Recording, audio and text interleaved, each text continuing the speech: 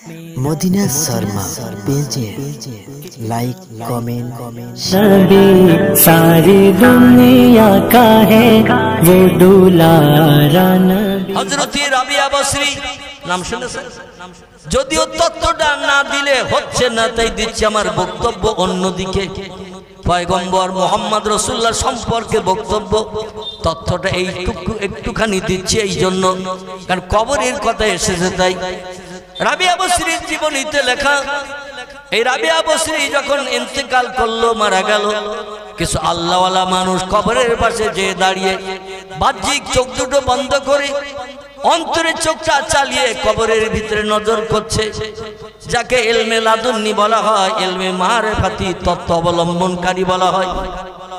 আমার ভাইরা, অন্তরের চোখ যারা খুলে নিয়েছে, অন্তরের কান পৃথিবীতে থাকতে যারা খুলে নিয়েছে, এই রকম কিছু ব্যক্তি তার কবরের পাশে দাঁড়িয়ে আছে, বাহ্যিক চোখ বন্ধ করে অন্তরের চোখ কবরে চালিয়েছে। লাশ দাফন হয়ে গেছে, লোকজন লাশ দাফন হয়ে গেলে কবরস্থানে থাকে আর কেউ থাকে? লাশ দাফন হয়ে গেলে লোকজন বাড়ির দিকে প্রত্যাবর্তন করে ফিরে যায়। সব লোকজন চলে গেছে, পাহাড়ের উপরে রাবিয়া বসরির কবর করা হয়েছে। লোকজন যখন চলে গেল, তিরমিজি শরীফের হাদিস, আল্লাহর পয়গম্বর বলছেন 40 কদম মানুষের যখন লাশ দাফন করে বাড়ির দিকে প্রত্যাবর্তন করে, কবরে দুইজন পরীক্ষক এসে হাজির হয়ে যায়। এসেই বলে, কুম বিজনিল্লাহ ইয়া আব্দুল্লাহ, ও আল্লাহর বান্দা, আল্লাহর বান্দি, কে তুমি ঘুমিয়ে আসো? কারণ মরণের পরে মানুষ চির ঘুমায় না। মরণের পরে জেগে থাকে কেউ, কথা বলে কেউ, খেতে চায় কেউ, সব তার জন্য বন্ধ। দেহ থেকে আজরাইল প্রাণ বার করে নিয়েছে। তাই আমার ভাইরা, যদি কোনো মানুষ জিন্দাবস্থায় থাকে, তার কবর দিতে নিয়ে গেলে কে কে যেতে চাবে একটু হাত তুলে বলেন।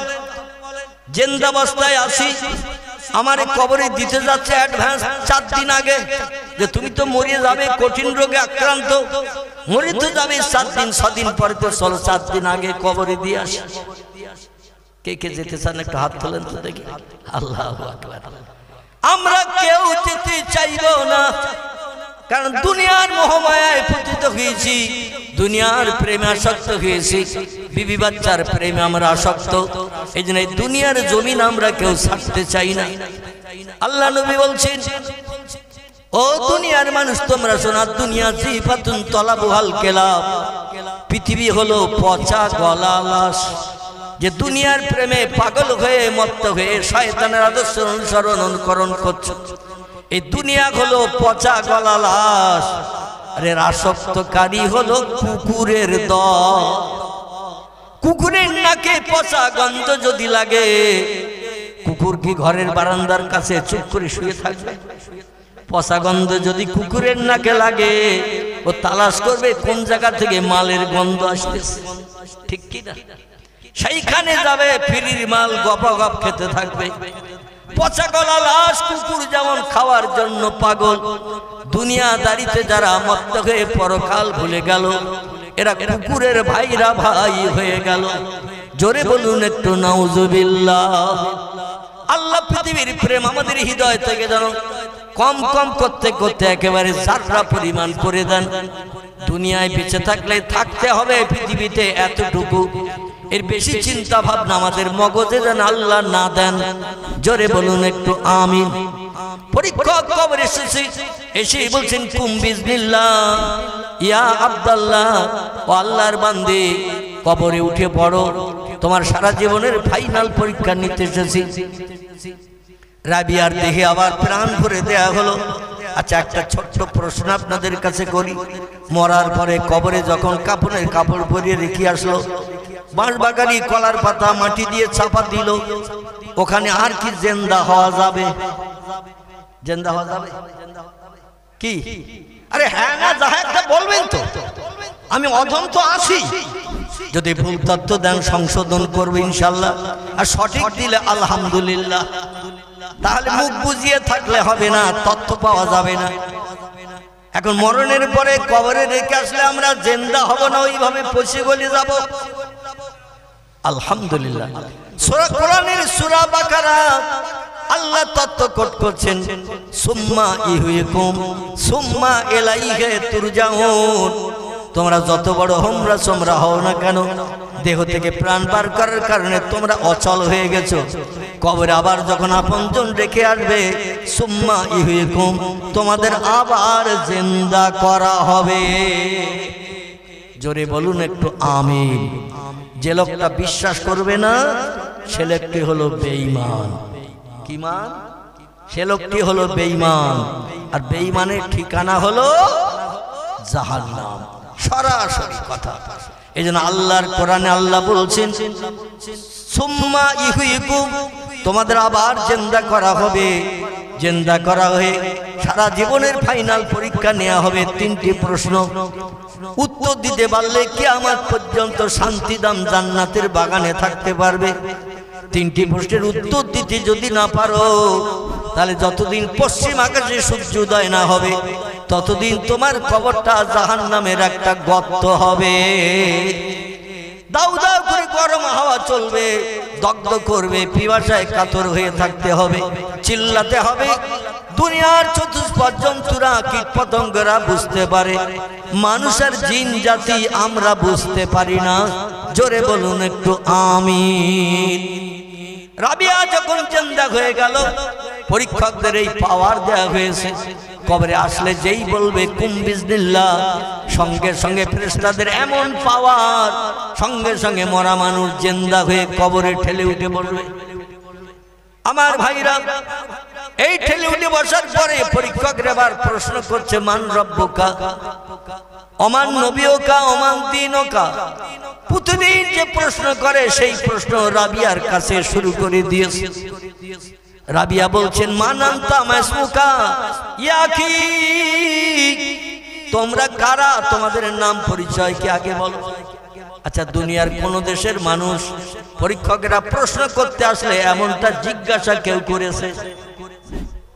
দুনিয়ার কোন মানুষ এমন জিজ্ঞাসা কেউ করেনি, তোমরা কারা, তোমাদের পরিচয় কি, তোমাদের নাম কি। এই প্রশ্ন পৃথিবীর কোন দেশের মানুষ করেনি। একজন মানুষ করেছেন এই প্রশ্ন। তিনি হলেন ইরাকের বসরা নগরীর অধিবাসী, যার নাম রাবিয়া বসরি। জোরে বলুন একটু সুবহানাল্লাহ। পরীক্ষকরা বলছে এ আবার কি সর্বনেশ, আমরা এসেছি প্রশ্ন করতে, শিক্ষক পরীক্ষক, আর উনি হলেন পরীক্ষার্থী। মাধ্যমিক চলছে না, মাধ্যমিক পরীক্ষা চলছে না, মাধ্যমিক পরীক্ষা চলছে। সরকারি তরফ থেকে প্রশ্নপত্র দেয়া হবে, প্রশ্নপত্র দেখে মগজ ধোলাই করে লিখতে হবে। ওখানে কেউ সাহায্য করতে পারবে, যেমন পড়ে আসবে তেমন লিখবে। এটাই হলো পরীক্ষার ফলাফল, প্রতিফল। রাবিয়া উল্টো প্রশ্ন করছেন, আমি প্রশ্নের তোমাদের উত্তর পরে দেব, আগে আমার প্রশ্নের উত্তর দাও, তোমরা কারা, তোমাদের নাম পরিচয় কি। ওরা বলছেন নাহনু মালাইকা, আমরা আল্লাহর ফেরেশতা। বলে মা ইসমুকি, নাম কি বলো। বলে ইসমি মুনকির ইসমি নকির, আমাদের দুইজনের নাম, একজনের নাম মুনকির, একজনের নাম নকির। রাবিয়া বলছেন মা হালুকে, কি জন্য তোমরা এসেছো, মা আখবারুকে, কি খবর, কি জন্য এসেছো। বলে আমরা সব মানুষের কবরে আসি মরণের পর, পরীক্ষা জিজ্ঞাসা করি, তাই প্রথম প্রশ্ন করলাম মান রব্বুকা, তোমার প্রভুকে। উত্তর দাও। সঠিক উত্তর যদি দিতে পারো আল্লাহু রাব্বি, তাহলে প্রথম প্রশ্নের উত্তর সঠিক হলো, পরীক্ষায় তুমি ফার্স্ট ক্লাস, ফার্স্ট হলে। উত্তর দাও। রাবিয়া বলছেন তোমরা এসেছো কোথা থেকে। বলে আমরা এসেছি আসমান থেকে। এলা সামা, আমরা আসমানের উপরে থাকি। আল্লাহ যখন হুকুম করেন আমরা ইসমে আজম পাঠ করে ডানা মেলে জমিনে নামি। জোরে বলুন একটু সুবহানাল্লাহ। আল্লাহর আসমানে থাকি, আল্লাহ যখন কোন হুকুম করেন ওয়ায়াফআলুনা মা ইউমারুন, আল্লাহ যখন কোন হুকুম আমাদের করে আমরা একটু চিন্তা ভাবনাও করি না, আল্লাহর হুকুম মানলে আমাদের লাভ হবে না লস হবে, এই চিন্তাও পর্যন্ত আমরা করি না। কারণ আমাদের খাওয়া নাই, পেশাব নাই, পায়খানা নাই, ঘুম নাই, স্বামী স্ত্রী মিলন নাই, বাচ্চা কাচ্চার চিন্তা নাই। আমরা সর্বদাই দৈনন্দিন 24 ঘন্টা আল্লাহর হুকুমের মান্যতা দেওয়ার জন্য অপেক্ষায় থাকি। জোরে বলুন সুবহানাল্লাহ। তো বলছি এসেছো কোথা থেকে? বলে আসমান থেকে এসেছি। বলে আসমান থেকে কোথায় এসেছো? বলে আপনার কবরে এসেছি ফাইনাল পরীক্ষা নেওয়ার জন্য। রাবিয়া বলছেন তোমার আসমান থেকে পৃথিবীর কবরে এসেছো পরীক্ষা নিতে, আর আমি কোথায় আসি তোমরা জানো? বলে হ্যাঁ, তুমি যে জমিনে বসবাস করেছিলে দীর্ঘদিন, তোমার দেহ থেকে আজরাইল প্রাণ বার করেছে, তাই জমিনের মাটির তলে তোমার কবর দিয়েছে, তাই আমরা তোমার পরীক্ষা নিতে এসেছি। রাবিয়া বলে আমি কতটা মাটির তলায় আছি? বলছে 3 হাত কি 2.5 হাত। এক কথায় মেয়েদের বুক সমান, ছেলেদের নাভি সমান। এরকম গর্ত করা হয়তো নাকি? ছেলেদের নাভি সমান, মেয়েদের একটু বুক সমান গর্ত করা, কারণ মেয়েরা হাইটে শর্ট, ছেলেদের থেকে মেয়েরা হাইটে শর্ট, এই জন্য ওদের বুক সমান গর্ত করলে মোটামুটি ছেলে মেয়েদের কবর প্রায় একই রকম গর্ত, বরং একটু বেশি গর্ত হয় নাকি? রাবিয়া বলছেন আমি ছিলাম জমিনে, এসেছি 3 হাত কি 3.5 হাত মাটির তলায়, আর তোমরা ছিলে সেই আসমানে, সেইখান থেকে লক্ষ লক্ষ মাইল পথ ভ্রমণ করে এই পৃথিবীর জমিনে এসে গেছো। আমার ডিস্টেন্স বেশি না তোমাদের ডিস্টেন্স বেশি? বলছে আমরা বহু পথ অতিক্রম করে এসেছি। বলে তোমরা বলো তামাম সৃষ্টির মালিককে? ওরা বলছেন তামাম সৃষ্টির মালিক হলো আল্লাহু রাব্বি, আমার মহান পূর্ব আল্লাহ হলেন সব সৃষ্টির মালিক। জোরে বলুন একটু সুবহানাল্লাহ। রাবিয়া বলছে এত দূরের পথ অতিক্রম করে এসেছো, তোমরা মালিকের নাম এখনো ভুলনি, আর আমি কেবল 3.5 হাত মাটির তলায় জমিন থেকে এসেছি, আমি কি আল্লাহর নাম ভুলে গেছি নাকি? প্রশ্ন বুঝেছেন? বলছে আমি এই 3 হাত মাটির তলায় ঢুকলাম, এইটুকু পথ অতিক্রম করলাম, এতে কি আমি আল্লাহর নাম ভুলে গেছি?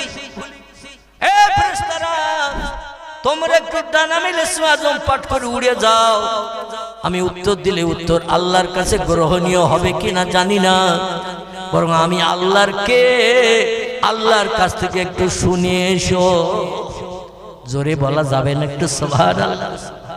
আমি আল্লাহর কে আমার কাছে জিজ্ঞাসাবাদ না করে আল্লাহর কাছে একটু শুনে এসো, আল্লাহর কোন আপনজন আমি আছি। ফেরেশতারা বলে তো সাংঘাতিক প্রশ্ন, আল্লাহর কাছে জানতে হবে। উনি বলেন না, তাহলে আমার আর উত্তর দিতে হবে না, আল্লাহই উত্তরটা সঠিক দিয়ে দেবে। জোরে বলুন সুবহানাল্লাহ। আল্লাহর সঙ্গে একত্বতা, প্রেম, মহব্বত, ভালোবাসা রাবিয়ার কত গাঢ়তর থাকার কারণে উনি বললেন যে মালিকের নাম শুনতে এসেছো, আমার কাছে মালিকের নাম না শুনে মালিকের কাছে যে জিজ্ঞাসা করো আমি মালিকের কে। জোরে বলুন একটু সুবহানাল্লাহ।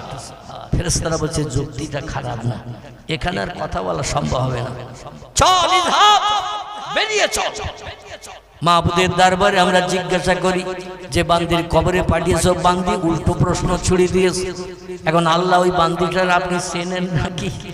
বান্দি এইরকম একটা জিজ্ঞাসা করেছে আমাদের। ফেরেশতারা ইসমে আজম পাঠ করে ডানা মেলে উড়ে গেলেন। আমার ভাইরা সিদরাতুল মুনতাহা পর্যন্ত যে ওখান থেকে টেলিফোন করলেন, আওয়াজ করলেন, ইলহাম করলেন, মাহবুদ রে এরকম বান্দির পাল্লায় জীবনে পড়িনি। প্রশ্ন করি, কেউ উত্তর দিতে পারে, কেউ বা দেয় না, গ্যাংড়াতে থাকে। কিন্তু এই বান্দি এমন চটপটে বান্দি, আমাদের প্রশ্ন করার আগে প্রশ্ন ছুড়ে দেয়, যাতে আমাদের প্রশ্নের উত্তর দেওয়ার দরকার না হয়। জোরে বলুন সুবহানাল্লাহ।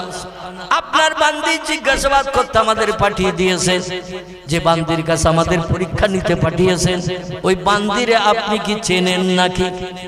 আল্লাহ বলছেন নাম, ইয়া আইয়ুহাল মালায়েকা, ও ফেরেশতারা, হা হা হা, ও বান্দিরে আমি যেমন চিনি, বান্দি আমাকেও তেমন চেনে। ওই বান্দির কবরে আর প্রশ্ন জিজ্ঞাসা করতে হবে না, বান্দি আমার, আমি বান্দির। মান কানা লিল্লাহি কানাল্লাহু লাহু, যে লোকটি আল্লাহর আপন হয়ে যায় আল্লাহ ও সেই বান্দা বান্দির আপন হয়ে যায়। যাও তার কবরে জান্নাতে নাজ নেমাজ ভরে দিয়েছো, বান্দিকে শান্তির ঘুমে ঘুমানোর সুযোগ দাও, কোনো ডিস্টার্ব যেন তার কবরে কিয়ামত পর্যন্ত না হয়। জোরে বলুন সুবহানাল্লাহ। কয়েকজন আল্লাহওয়ালা মানুষ উপরে দাঁড়িয়ে দাঁড়িয়ে দৃশ্য দেখে বলছে আল্লাহু আকবার, আল্লাহু আকবার। হায় রে, এমন তাজ্জব দৃশ্য আমরা জীবনে কোনোদিন দেখি নাই। জোরে বলুন সুবহানাল্লাহ।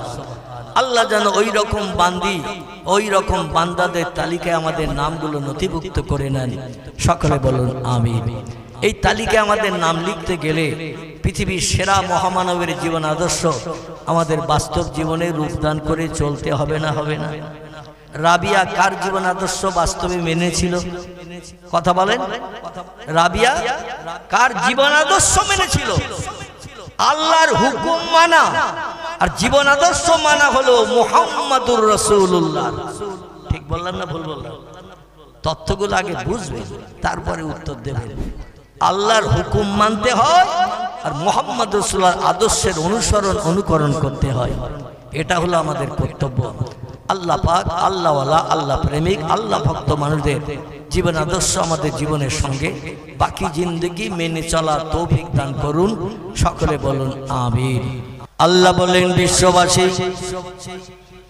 তাম পৃথিবীতে ৪৫০০-এর উপরে ধর্মাবলম্বীর বসবাস চলছে। তাম পৃথিবীতে বর্তমান দেশের সংখ্যা ২৫৬টির মতো। এই ২৫৬ দেশের জনসংখ্যা ৮৫০ কোটির উপরে।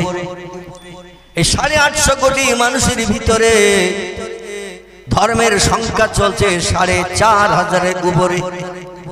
প্রত্যেকটি ধর্মাবলম্বীদের একজন ধর্মীয় নেতা আছে না নাই?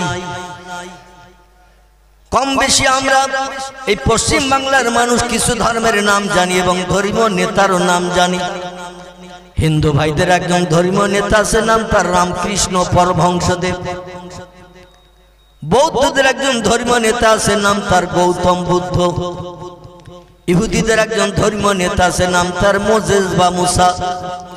খ্রিস্টানীদের একজন ধর্মীয় নেতা আছে, নাম তার ঈসা বা যিশু। শিখেদের একজন ধর্মীয় নেতা আছে, নাম তার মিস্টার গুরু নানক। আমাদের ধর্মীয় নেতা আছে না নাই? আছে। আমাদের ধর্মীয় নেতার নাম কে একটু গলা ছেড়ে বলুন। আমাদের ধর্মীয় নেতার নাম আসলে মনে কানে নেই, মনে হচ্ছে খোকার মার্কাজ চলে গেছে, যার কারণে এত সুন্দর একটা প্রশ্ন রাখলাম আর সকলের মুখে প্রশ্নের উত্তর সবসময় বিড়বিড় করছে। ঠিক বললাম না ভুল বললাম? যে নেতার নাম আমাদের জবানে সবসময় বিড়বিড় করছে, সেই নেতার নাম বলতো আমরা হাত রাখছি। কি নাম বল? আল্লাহু আকবার।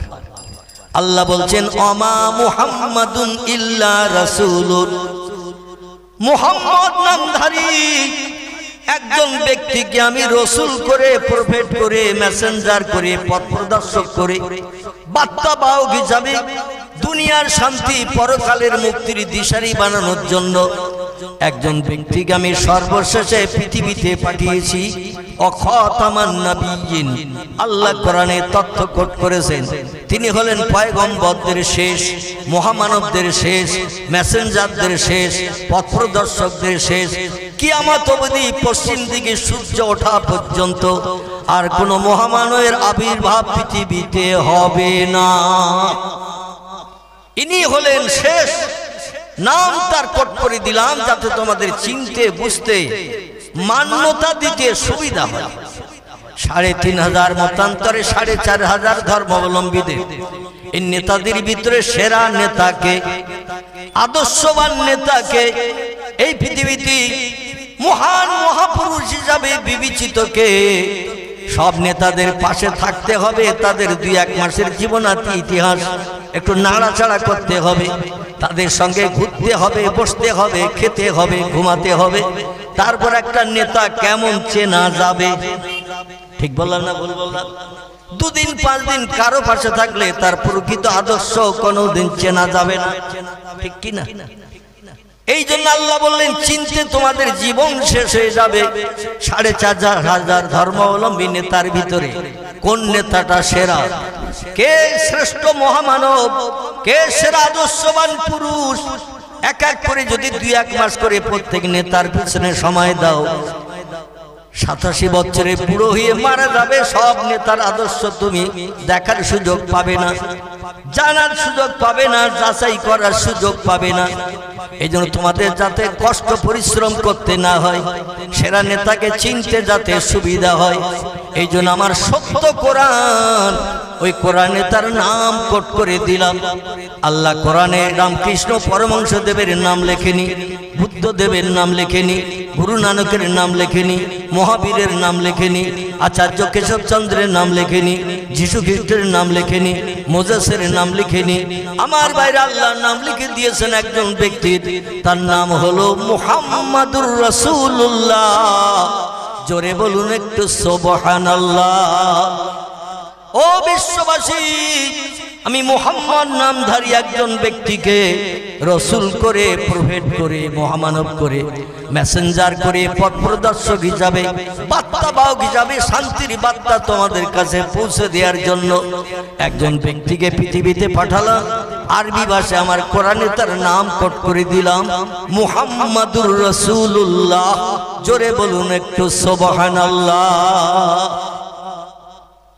আমার ভাইরা, স্যার রাধাকৃষ্ণ সর্বপল্লী বলছেন, we cannot deny that the conception of brotherhood in Islam transcends all barriers of race and nationality, a feather which does not character any other religions. জোরে বলুন একটু মারহাবা। ডক্টর রামনারায়ণ শাস্ত্রী বলছেন, I can assure them that Hindustan will become Islamistan in the near future. Make Hindustan into Islamistan is my message to the Indian Muslims. It is the key to the solution of all Indian ills. জোরে বলুন একটু মারহাবা। Doctor Manabendranath Roy বলছেন, learning from the Muslim, Europe become the leader of modern civilization. ভারতের হিন্দু ভাইদের ঘরের কীর্তি সন্তান। মুসলমানদের নাম বলবো না, মুসলমানদের নাম বললে হয়তো কিছু ভিন ধর্মাবলম্বীরা বলবে যে মোল্লাদের নামে তো বাহ বাহ দেবে, ভালো ভালো কথা বলবে, এই জন্য ভিন ধর্মাবলম্বীদের কথা বলছি। পাঞ্জাবিদের ধর্মীয় নেতা যিনি, নাম তার মিস্টার গুরু নানক, তিনি বলছেন, সাধু সংস্কারক ব্রাহ্মণ গাজী পীর ও কুতুবগণ অশেষ উপকার করাইতে পারবেন যদি তারা ইসলামের নবীর প্রতি একটু ভক্তি ভরে দরুদ শরীফ পাঠান। জোরে বলা যাবে কি একটু সুবহানাল্লাহ? আর একটু জোরে বলুন মারহাবা। প্রিয় নবী মুহাম্মদ রাসূলুল্লাহ সম্পর্কে বিভিন্ন উচ্চ শিক্ষিত হায়ার এডুকেটেড পণ্ডিতরা, এমনকি ডক্টর এইচ.এম. হার্ট, ইউরোপ মহাদেশের উচ্চ শিক্ষিত বিশ্ববিখ্যাত একজন জ্ঞানী পণ্ডিত, লোকটির নাম হলো ডক্টর এইচ.এম. হার্ট। তিনি একটি বই লিখেছেন, বইটির নাম দিয়েছেন ইংরেজিতে, ইংরেজির নাম হলো দ্য 100। কি নাম বল? বইটির নাম হলো দ্য 100, মানে 100। এই 100 নামের একটা বই লিখেছেন তিনি। তাম পৃথিবীতে দামি দামি মানুষ যারা, হাজার হাজার লক্ষাধিক মানুষের ভিতর থেকে ছাঁটাই করে বাছাই করে 100 জন মানুষের জীবনী তার ভিতরে লিপিবদ্ধ করেছেন বইটার নামের মর্যাদা রক্ষার জন্য। তা বইটির নাম দিয়েছেন 100। লেখকের নাম Michael HM. Heart.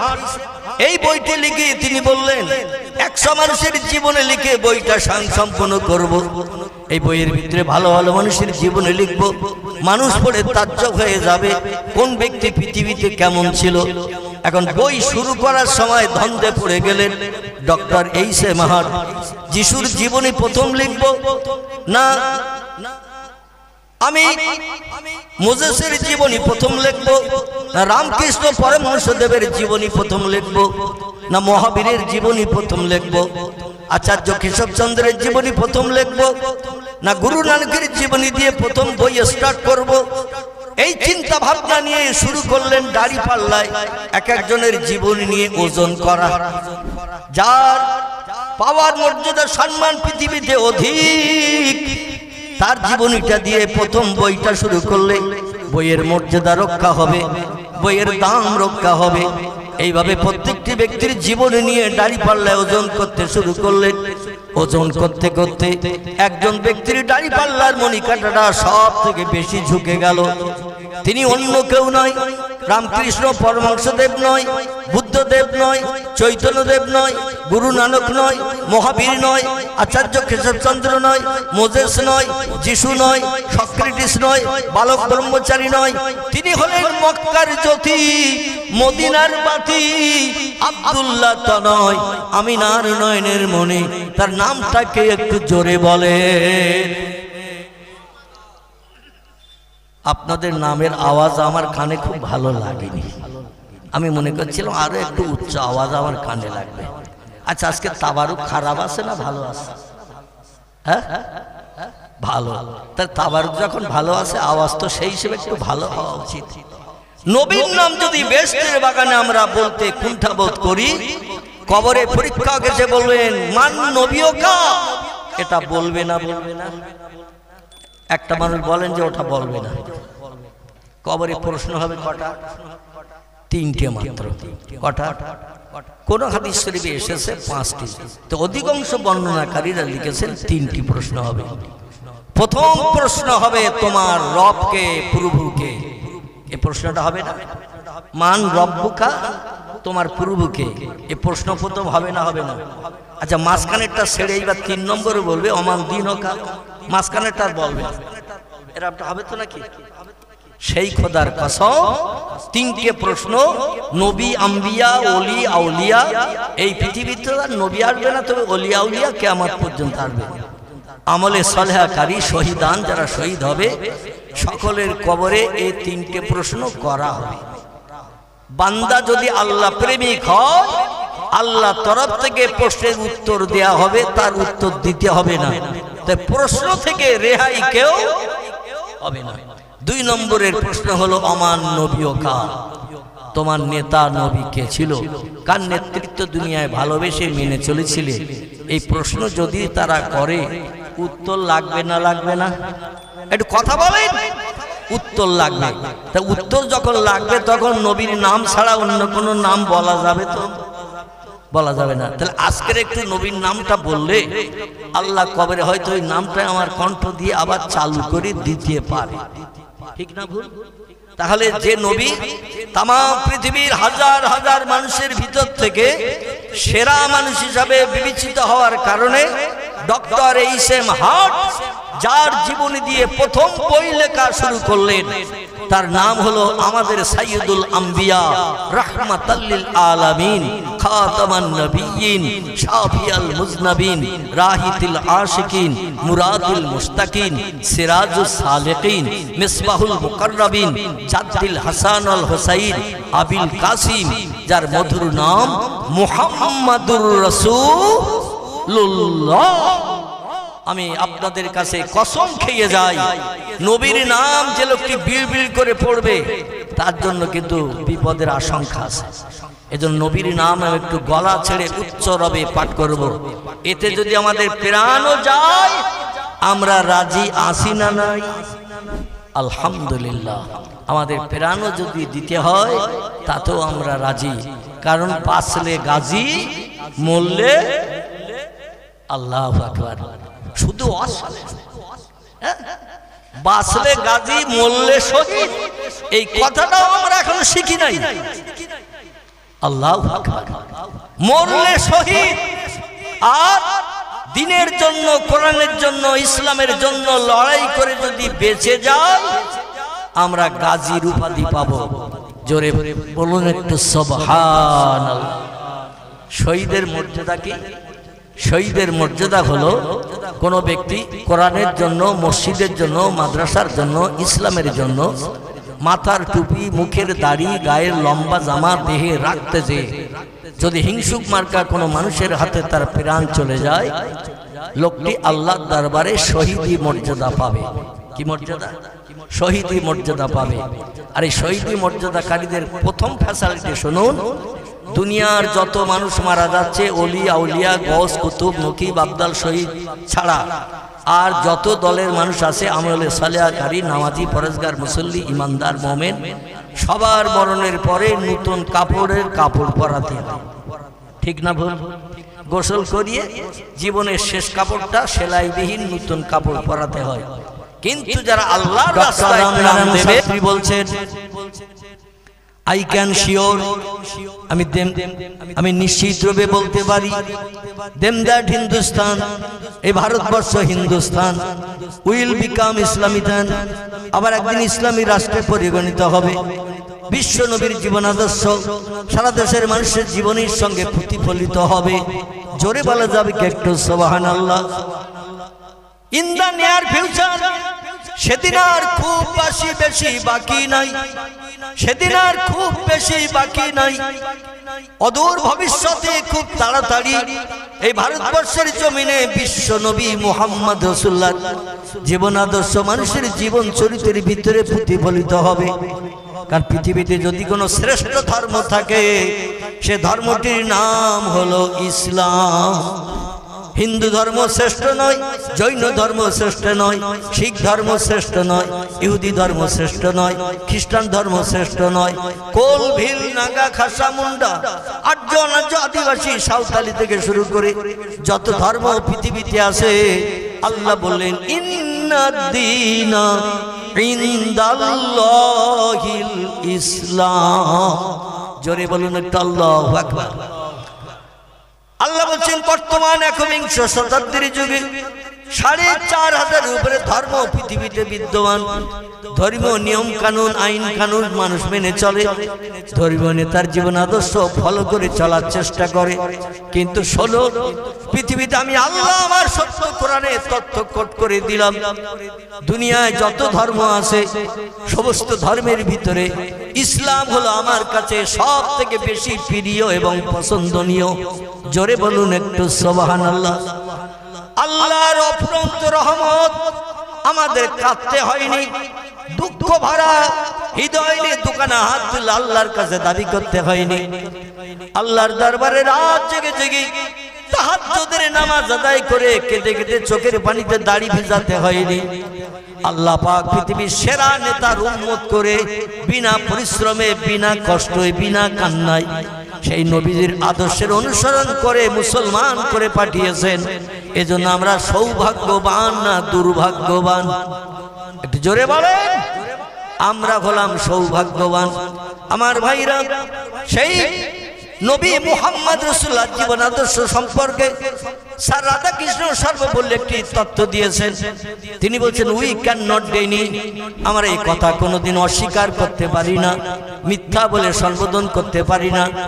That the conception of brotherhood in Islam, ইসলামী ভ্রাতৃত্ববোধ, ইসলামের জীবন আদর্শ, ইসলামের চরিত্র এমন একটি জিনিস transcends all barriers of race and nationality, যা জাতীয় বর্ণের সমস্ত প্রতিবন্ধকতা দূর করে দিয়ে মানুষকে একই নিবিড় বন্ধনে বেঁধে দিতে পারে। কে হিন্দু, কে জৈন, কে শিখ, কে বৌদ্ধ, কে ইহুদি, কে খ্রিস্টান, জাতিভেদ ইসলামের ভিতরে নাই। ইসলামের আদর্শ হলো সবাইকে সমান চোখে দেখা। তোমার ধর্ম তুমি করবে, আমার ধর্ম আমি করব। কোন ধর্মের উপরে কোনো জোর জবরদস্তি নাই। লাইক রহাফিদ্দিন, ধর্মের উপরে কোনো জোর জবরদস্তি নাই। প্রত্যেকটি বান্দা বান্দীদের ব্রেন মগজ দিয়েছি, ব্রেন মগজের মাধ্যম দিয়ে সঠিক নির্বাচন করে যারা যে ধর্ম মেনে চলবে তারা সেই ধর্ম মেনে চলবে, পরকালে তার প্রতিদান পাবে। কেউ যাবে স্বর্গে বা জান্নাতে, কেউ যাবে নরকাগ্নিতে জাহান্নামে।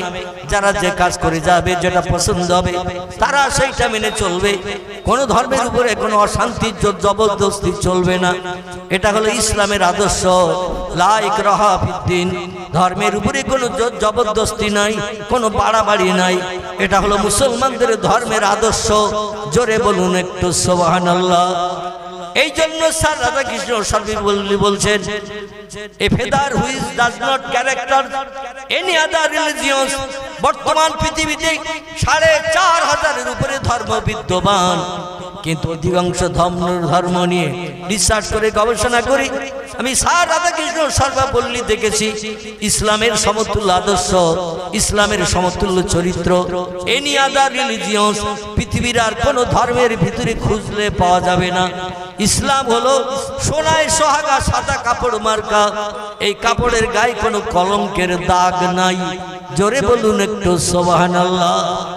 শুধু তাই নয়, ডক্টর মানবেন্দ্রনাথ রায় বলছেন learning from the Muslim Europe become the leader of modern civilisation.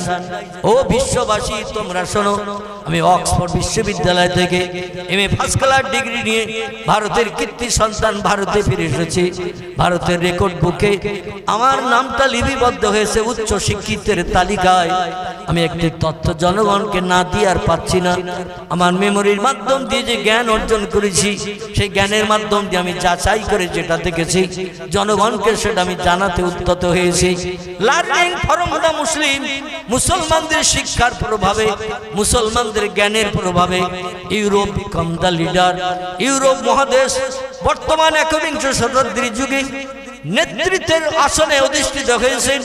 তাম বিশ্বকে করাতলগত করি মুঠার ভিতরে নিয়ে দাদাগিরি করার সুযোগ পেয়েছে। অব মডার্ন সিভিলাইজেশন, আধুনিক সভ্যতার যুগে, আধুনিক সভ্যতার যুগে, আধুনিক জ্ঞানের যুগে তাম বিশ্বকে মুঠার ভিতরে পুরে নিয়ে দাদাগিরি করা, নেতৃত্ব করার সুযোগ পেয়েছে একমাত্র ইউরোপ আমেরিকা মহাদেশের মানুষেরা।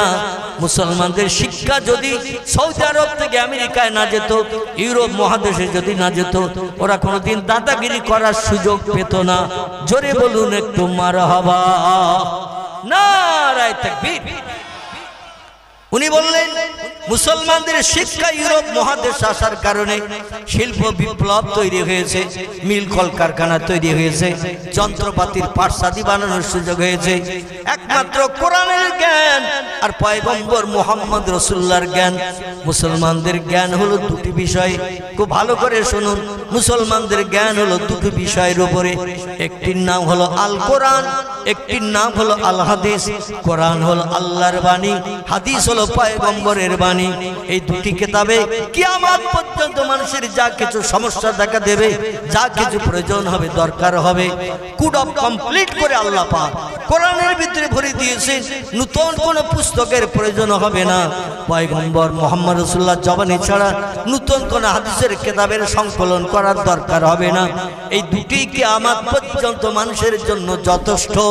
জোরে বলুন একটু সুবহানাল্লাহ, নারায়ে তাকবীর। কোরআন হলো মহাবিজ্ঞান।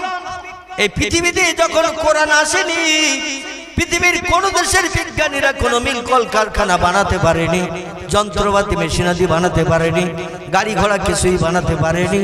আমার ভাইরা, প্রযুক্তি যুগের যা কিছু বিজ্ঞানীরা বানিয়েছে সব হলো কোরআনের ফসল। যদি বলেন হোয়াট ইজ দ্য ডকুমেন্ট, তার বাস্তব তথ্য প্রমাণ কি, তাহলে আপনাকে নিয়ে যাব একটু কোরআন পাকের 22 পারার শেষে। কোথায় বললাম? কোরআন পাকের 22 পারার শেষে আল্লাহ একটি সূরা কোট করে দিয়ে দিয়েছেন। সূরাটির নাম হলো সূরাতুল ইয়াসিন। জোরে বলুন একটু সুবহানাল্লাহ। আল্লাহ 1450 বছর আগে সূরা ইয়াসিনে তথ্য কোট করেছেন। বিসমিল্লাহির রহমানির রহিম, ইয়াসিন আল কুরআনিল হাকিম। জোরে বলুন আল্লাহু আকবার। আর একটু জোরে বলুন আল্লাহু আকবার। আমরা শুধু কোরআন পড়ি। বাপ মা মারা গেছে, মসজিদের ইমাম সাহেব হাফেজ সাহেব ডেকে একটু দোয়া সাবরেসানি করতে হবে, তাই শবে বরাতের সময় বৌমাদের থ্যাটিং দেয়, এক খতম কোরআন শরীফ শবে বরাতের আগের দিন চাই। আর শবে বরাতের দিন একটু কবর জিয়ারাত হবে, অন্তত কোরআন বক্সে দিয়ে খতম করে বাপ মার কবরে জান্নাতি শান্তি কৌসারের পানি যেন বরাদ্দ হয়। আর সারা বছর চলে গেল, কোরআনের হাতও লাগলো না, কোরআন আর পড়ি না। আর যদিও আমরা কোরআন পড়তে জানি, 100-র ভিতরে 99 জন মানুষ কোরআনের মানে মতলব আমরা জানারও চিন্তা করিনি আর জানিও না। ঠিক বললাম না ভুল বললাম? আমরা জানিও না আর জানারও চিন্তা ভাবনা করি নাই। আমরা ধারণা করি কোরআন হলো সৌদি আরবের দেশের ভাষা। কোন দেশের? সৌদি আরবের দেশের ভাষা, তেলা পোকার পায়ের মতো, জিলিপির পেসের মতো অক্ষরগুলো সব জোড়া দেয়া দেয়া লেখা। এর থেকে ওর থেকে সব জোড়া দেয়া রয়েছে। জিলিপির পেস যেমন আছে না, জোড়া দেয়া দেয়া। এই জিলিপি বানায় দেখেছেন তো, গ্লাসে করে কাই ভরি নিয়ে যখন এই তেলের ওপরে দেয় একটু ঘুরি ঘুরি দেয় না, চার চশমাহের মতো ওই রকম সব জোড়া লাগানো। চার চশমাহে, নাকের চশমার মতো, কানেও গোজা, নাকেও বাঁধানো, আবার দুই চোখের সামনে কাঁচ লাগানো যাতে সামনে দেখা যায়। এই রকমটা মনে মনে ধারণা করি, কোরআন কোনো উপকার করে না। আল্লাহ বলছেন বিসমিল্লাহির রহমানির রহিম, وَنُنَزِّلُ مِنَ الْقُرْآنِ مَا هُوَ شِفَاءٌ وَرَحْمَةٌ لِّلْمُؤْمِنِينَ। গলা ছেড়ে বলুন আল্লাহু আকবার। আল্লাহ বলেন বিশ্ববাসী উম্মতি মুহাম্মাদি, আমি কোরআন পৃথিবীতে শুধু কাপড় দিয়ে বান্ডিং করে রাখার জন্য পাঠাই নাই। আমি কোরআন শোকেজের সৌন্দর্য বৃদ্ধির জন্য, কাঁচের ভিতরে শোকেজের থাকায় রাখার জন্য পাঠাই নাই। আমার কোরআন সানসেটের কোনায় মুরগির ডিম পাড়ার জন্য রাখি নাই, দুনিয়ায় পাঠাই নাই। কোরআন পাঠিয়েছি এই পৃথিবীতে তোমাদের ঘরে ঘরে, এই জন্য পাঠিয়েছি। ওয়ারাত্তিলিল কোরআনা তারতিলা, যেখানে যেমন করে যেমন ভাষায় যেমন স্বরে পড়লে আমি আল্লাহ খুশি হই, তেমন স্বরে মাধুর্যতার সঙ্গে তোমরা পাঠ করো। কারণ আমি আমার কিতাবের প্রথম নাম দিয়েছি কোরআন শরীফ। কি নাম? প্রথম নামটা দিয়েছি কোরআন শরীফ। আরবিতে কারা ইয়াকরাউ কারানান শব্দের অর্থ হলো তেলাওয়াত করো, পড়ো, সঙ্গে সঙ্গে তার মানে মতলবটা জানো। কোরআন তেলাওয়াত করো, পড়ো, তার মানে মতলবটা জানো। ডাক্তারের কাছে যেতে হবে না, মাস্টারের কাছে যেতে হবে না, এমন করে পৃথিবীতে মেম্বারের কাছে যেতে হবে না, প্রধানের কাছে যেতে হবে না, থানার ওসির কাছে যে দুঃখ জানাতে হবে না। আমার কোরআন হলো এনাফ, কোরআন হলো যথেষ্ট, সব সমস্যার সমাধান করে তোমাদের মুখে হাসি ফুটিয়ে দেবে। এই জন্য আমি প্রথম নামটা দিয়েছি কোরআন শরীফ। কোরআনের বাংলা মানে হলো কারা ইয়াকরাউ কারানান, শব্দের বাংলা অর্থ হলো তেলাওয়াত করো, পড়ো। শরীফ শব্দের বাংলা অর্থ হলো পবিত্র। আমার কোরআনে নাপাকির লেশ মাত্র নাই। কোরআন অতীতে ছিল পবিত্র, বর্তমানে আছে পবিত্র, ভবিষ্যতেও থাকবে পবিত্র। এই পবিত্র কোরআন যত তেলাওয়াত করবে, কোরআনের মালিকের সঙ্গে তোমাদের গাঢ়তর সম্পর্ক তৈরি হবে। আর সব সমস্যার সমাধান কোরআনের মালিক তোমাদের করে দিয়ে মুখে হাসি ফুটাবে। এমনকি কঠিন রোগের ঔষধ যেটা বিজ্ঞানীরাও পৃথিবীতে এখনো বানাতে পারেনি, আল্লাহ বলছেন আমার কোরআনে সে রোগের ঔষধ ভরে দিয়েছি। জোরে বলুন একটু সুবহানাল্লাহ। মা হুয়া শিফাউন, সব রোগের ঔষধ আমি কোরআনে ভরে দিয়েছি। একটু রিসার্চ করো, গবেষণা করো, তেলাওয়াত করো, পড়ো, দুনিয়ার সব রোগের ঔষধ পাওয়া যাবে। যে ঔষধ ভবিষ্যতে দুনিয়ার কোন বিজ্ঞানের আন্ডা বাচ্চাও বানাতে শিখবে না। আমার কোরআন সব সমস্যার সমাধান নিয়ে তোমাদের ঘরে আগাম পৌঁছে গেছে। জোরে বলুন একটু সুবহানাল্লাহ। এই জন্য কোরআনে সূরা ইয়াসিন আমি তথ্য কোট করে দিয়েছি। ইয়াসিন, আমার মহব্বতের ইয়াসিন, বিশ্ব নবীর গুণবাচক নাম। আল্লাহ বলছেন আমার মহব্বতের ইয়াসিন আপনি শুনে নিন, আপনার উম্মতদের জানিয়ে দিন। আল কোরআনিল হাকীম, আমার কোরআন হলো মহাবিজ্ঞান, বিজ্ঞানের বাবা হলো আমার কোরআন। কিয়ামত পর্যন্ত মানুষ চেষ্টা চালালে আমার কোরআনের উপরে যেতে পারবে না। যা কিছুর প্রয়োজন হবে মানুষের, আমার কোরআন রিসার্চ করলে পেয়ে যাবে। এজন্য কোরআন ছাড়া কোনো উপায় মানুষের থাকবে না। জোরে বলুন একটু সুবহানাল্লাহ। ডক্টর মানবেন্দ্রনাথ রায় বলছেন সৌদি আরব থেকে কোরআন ইউরোপ মহাদেশ আসার কারণে, জাপান, জার্মান, আমেরিকা আসার কারণে কোরআন রিসার্চ করে তারা শিল্প বিপ্লব করলো, মিল কলকারখানা বানালো, হাজারো যন্ত্রপাতির পার্টস বানালো, গাড়ি ঘোড়া বিভিন্ন মেশিন আদি তারা বানালো। কোরআন যদি সৌদি আরব থেকে ইউরোপ মহাদেশে না আসতো, মানুষ উন্নতির চরম শিখরে পৌঁছাতে পারত না। যন্ত্রপাতি মেশিন আদি বানিয়ে তামা বিশ্বে সাপ্লাই করে কোটি কোটি টাকার মালিক হয়ে দাদাগিরি করা সুযোগ পেত না। জোরে বলুন একটু সুবহানাল্লাহ, নারায়ে তাকবীর। তবে বিশ্ববাসী শোনো, সেই কোরআনের মালিক আমি আল্লাহ। আমি আল্লাহ, আমার বাণী কোরআন। মনে মনে যেন ধারণা করিও না আমার সব জ্ঞান কোরআনের ভিতরে ভরা, নাউজুবিল্লাহ। এমন ধারণাটা যেন তোমরা করিও না। আমার ব্রেন মগজের জ্ঞান কিছুটা কোরআনে ভরে দিয়ে তোমাদের ঘরে পাঠিয়েছি সফলতা অর্জনের জন্য, সমস্যা সমাধানের জন্য। কোরআনের জ্ঞান ছাড়া আরো বেশি জ্ঞান আমি কোরআনের মালিক আমার আছে। একটু জোরে বলুন নারায়ে তাকবীর। আমি মালিক, কোরআনের জ্ঞান ছাড়া আরো বেশি জ্ঞান আমি আল্লাহ আমার আছে। তোমাদের যে জ্ঞানের প্রয়োজন সেই জ্ঞানের কথাগুলো কোরআনে ভরে দিয়েছে আল্লাহ। কোরআনেও তত্ত্বকট করে দিয়ে দিচ্ছেন, ওমা উতিতুম মিনাল ইলমি ইল্লা কালিলা।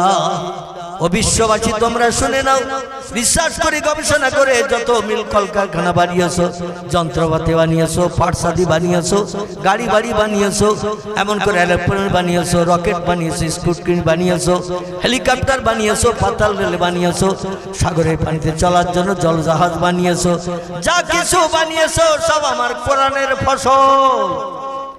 আর যে জ্ঞানের মাধ্যম দিয়ে এগুলো তোমরা বানিয়েছো, এই জ্ঞান কিন্তু শেষ নয়। ওমা উতিতুম মিনাল ইলমি, তোমাদের মগজে যে জ্ঞান দিয়েছি, ইল্লা কালিলা, আমি আল্লাহ আমার জ্ঞানের কাছে তোমাদের জ্ঞান সামান্যতম। জোরে বলুন একটু সুবহানাল্লাহ। বেশি জ্ঞান আমি দিই নাই, বেশি জ্ঞান তোমাদের দিই নাই, সামান্য একটুখানি জ্ঞান দিয়েছি। ওই জ্ঞান নিয়ে তোমরা বাড়িয়ে চাড়িয়ে যাচাই করে, বাড়িয়ে চাড়িয়ে রিসার্চ করে গবেষণা করে অনেক কিছু বানিয়েছো, কিন্তু এরপরও বাড়তি জ্ঞান আমি আল্লাহ আমার হাতে আছে। এটা বিশ্বাস করেন তো? এই বিশ্বাস করেন তো নাকি? আল্লাহ বলছেন এর চেয়েও বেশি জ্ঞান আমি আল্লাহ আমার হাতে আছে। তাফসীরে বিজিলালিল কোরআন নামক একটি তাফসীরের কিতাব, লেখকের নাম আল্লামা কুতুব রাহমাতুল্লাহ আলাইহি, তিনি তাফসীরের কিতাবে লিপিবদ্ধ করেছেন। ও দুনিয়ার মানুষেরা তোমরা শোনো, আল্লাহ পাক রব্বুল আলামিন সব থেকে জ্ঞানের অধিক জ্ঞান এই পৃথিবীতে আসমান জমিনে চন্দ্র সূর্য গ্রহ নক্ষত্র সাগর সলিল পাহাড় পর্বত ফেরেশতাকুল থেকে শুরু করে জিন ইনসান কীট পতঙ্গ জান্নাতের হুর গেলেমান থেকে শুরু করে তাফসীর কারকেরা তাফসীরে লিখেছেন সব থেকে শ্রেষ্ঠ জ্ঞান হলো আল্লাহ সুবহানাহু তাআলা। জোরে বলুন একটু সুবহানাল্লাহ। সব থেকে সেরা জ্ঞানী কে? কথা বলে। সব থেকে সেরা জ্ঞানী হলেন আল্লাহ সুবহানাহু তাআলা। আল্লাহর উপরে জ্ঞান আর কারো আছে? কেমন আল্লাহর উপরে জ্ঞান কারো নাই? আমি পরবর্তীতে তথ্য দিলে মগজ সাফ হবে ইনশাআল্লাহ আমার ভাইরা। তবে প্রথম তথ্যটি শুনে নিন। তাফসীর কারকেরা লিখেছেন সব থেকে সেরা জ্ঞানী হলো আল্লাহ। আল্লাহর উপরে জ্ঞানী আর কেউ নাই। আল্লাহর পরের স্টেজের জ্ঞান এই তামাম পৃথিবীতে একদল মানুষের আছে, তারা হলো নবী আম্বিয়ার দল। কি নাম বললাম? খুব ভালো করে মুখস্থ করেন। সব থেকে সেরা জ্ঞানী হলেন আল্লাহ।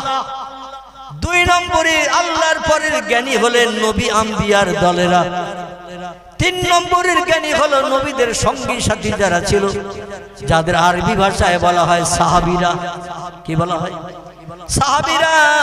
তিন নম্বরের জ্ঞানী হলো সাহাবীরা। চার নম্বরের জ্ঞানী হলো ইমাম সাহেবেরা, যারা কোরআন হাদিস রিসার্চ করে নিত্য নতুন ফতোয়া পুস্তকের পৃষ্ঠা লিপিবদ্ধ করে দিয়েছেন, মানুষ যাতে সোজা সড়ক রাস্তায় চলতে সুবিধা পায়। এরা হলো ইমামের দল। লক্ষ লক্ষ হাদিস যাদের মেমোরিতে জমা, পূর্ণ কোরআন যাদের মেমোরিতে জমা, এই কোরআন হাদিস রিসার্চ করে লক্ষ লক্ষ ফতোয়া লিপিবদ্ধ করেছেন যারা, এরা হলো ইমামের দল। এদের জ্ঞান হলো সাহাবীদের পরের স্টেজ। ইমামদের পরের স্টেজের দল হলো ওলি আউলিয়ারা। কারা বললাম? ইমামের পরের দলের জ্ঞানী হলো ওলি আউলিয়ার দল। ওলি আউলিয়াদের পরের স্টেজের জ্ঞানী হলো আলেম ওলামার দল। কোরআন হাদিস রিসার্চ করে যারা জ্ঞান অর্জন করেছে, পূর্ণ কোরআন হাদিসের জ্ঞান যদি কোনো আলেমের মগজে থাকে, সেই খোদার কসম কোন সমস্যা সমাধানের জন্য কারো কাছে যে ভিক্ষুকের মতো হাত পাতার দরকার থাকবে না, নিজেই এনাফ, যথেষ্ট। জোরে বলুন একটু সুবহানাল্লাহ। তাহলে বোঝা গেল স্টেজ। প্রথম জ্ঞানী হলেন আল্লাহ সুবহানাহু ওয়া তাআলা, আল্লাহর উপরে জ্ঞান আর কারো নাই। 2 নম্বরে স্টেজ হলো নবী আম্বিয়ার দল। এই পৃথিবীতে নবীর উপরে জ্ঞানী আর কেউ নাই। নবীর পরের স্টেজ হলো সাহাবায়ে কেরামদের দল। নবীদের কাছ থেকে সরাসরি তথ্য শুনে মগজগুলো সাফ করেছে যারা, এরা হলো সাহাবাদের দল। সাহাবাদের পরের স্টেজ হলো ইমাম সাহেবের দল। ইমামেরা যারা কোরআন হাদিস রিসার্চ করে লক্ষ লক্ষ ফতোয়া মানুষকে চলার পথে সুবিধা করে দিয়েছেন, চলার পথের সুবিধা, যাতে কুপথগামী না হয়, খারাপ কাজে না যায়, জাহান্নামী না হয়। এজন্য সূক্ষ্ম সরল মসলাগুলো বার করে দিয়েছেন, দুনিয়ায় চলতে ফিরতে যাতে সুবিধা হয়। এরা হলো ইমামের দল। ইমামদের পরের স্টেজ হলো ওলি আউলিয়ার দল। ওলি আউলিয়াদের পরের স্টেজ হলো কোরআন হাদিসের বিজ্ঞ পণ্ডিত আলেমদের দল। আলেমদের পরের স্টেজ হলো বিজ্ঞান, দর্শন, ইঞ্জিনিয়ার, ডাক্তার, মাস্টার, আরো যত দলের মানুষ আছে পৃথিবীতে, তারা সব আলেমদের পরের স্টেজের দল। জোরে বলা যাবে কে একটু সুবহানাল্লাহ। যত বড় নামি দামি বিজ্ঞান আসুক, যত বড় সাহিত্যিক আসুক, যত বড় ইঞ্জিনিয়ার আসুক, যত নামি দামি FRCS London first class first gold medallist আসুক, আলেম ওলামাদের উপরে যেতে পারবে না, বরং তাদের তলায় থাকতে হবে।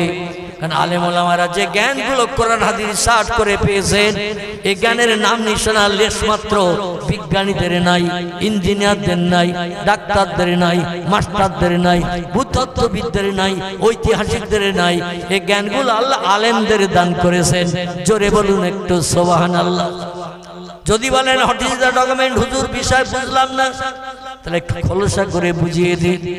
আমার ভাইরা, দুনিয়ার বিজ্ঞানীদের, দার্শনিকদের, ইঞ্জিনিয়ারদের, ডাক্তারদের, মাস্টারদের, FRCS London first class first gold medallist, স্বর্ণ পদক ডাক্তার, তার ডেকে যদি বলেন আকাশ কটা, আর উত্তর কি দেবে বলেন?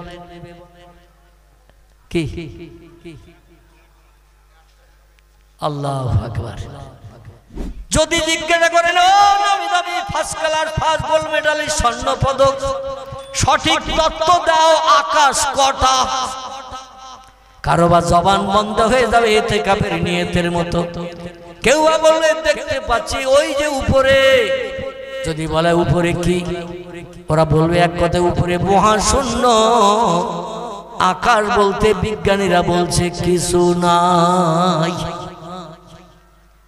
একটা তাও বলবে না, কারণ একটা আকাশও বিজ্ঞানীরা বিশ্বাস করে না।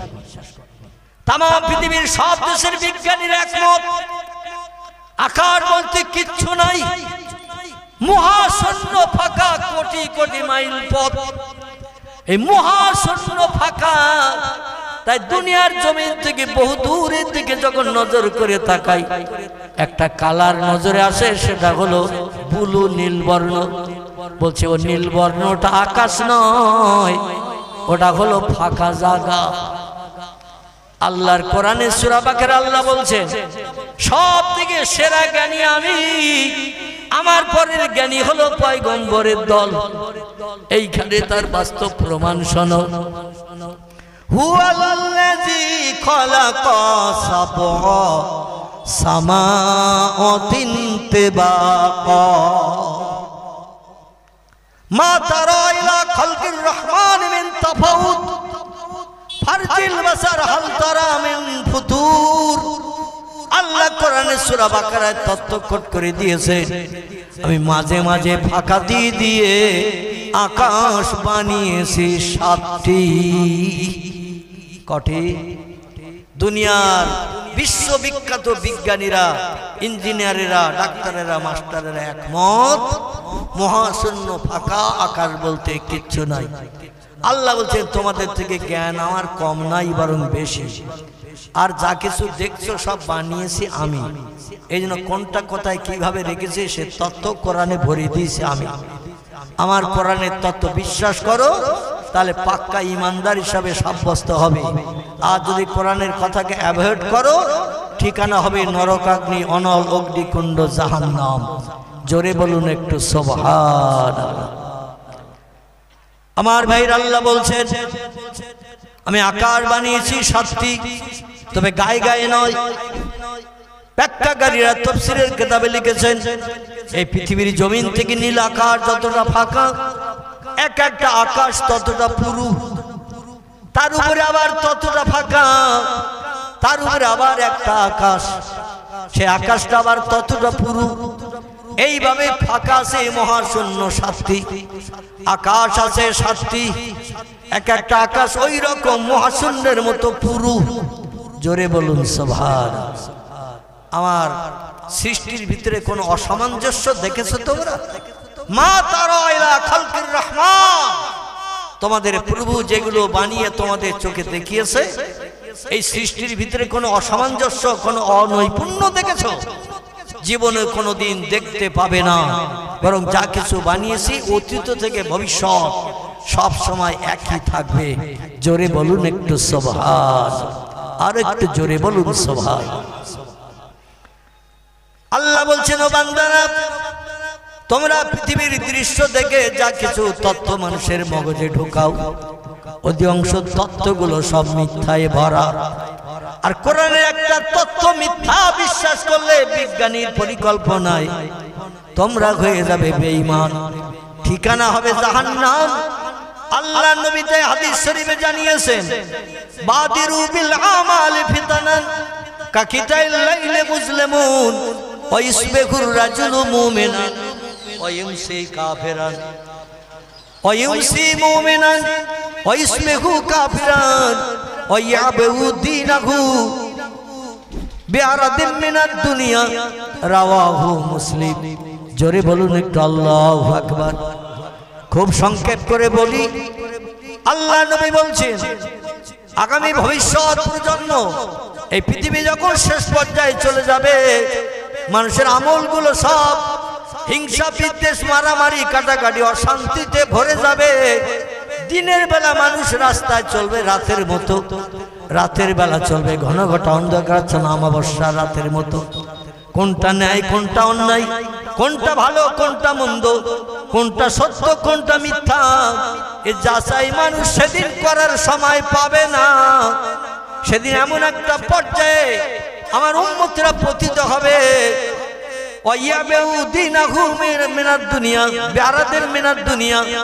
আল্লাহ নবী বলছেন সেদিন মানুষ ধর্মে কেউ বেঁচে খাবে, দুনিয়াবি অর্থ সম্পদ টাকা পয়সার মোহে পড়ে। আল্লাহ নবী বলছেন ইসবিহুর রাজুলু মুমিনান, একটা মুসলমান সকালবেলা কলেমা পড়ে ঈমান এনে মুসলমান হবে, ওয়া ইউমসি কাফিরান, সন্ধ্যাবেলা এমন কাজ করবে এমন কথা বলবে ঈমানের লেশমাত্র তার দেহে থাকবে না, লোকটা কাফেরে পরিগণিত হয়ে যাবে। ওয়া ইউমসি মুমিনান, সন্ধ্যাবেলা এরকম ভালো ভালো মজলিসে বসে কলেমা পড়ে তওবা করে মুসলমান হবে।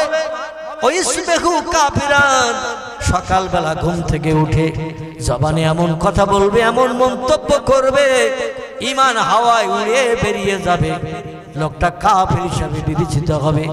সেদিন মানুষেরা ধর্মে কেউ বেঁচে খাবে দুনিয়াবি অর্থ সম্পদের মোহে পড়ে।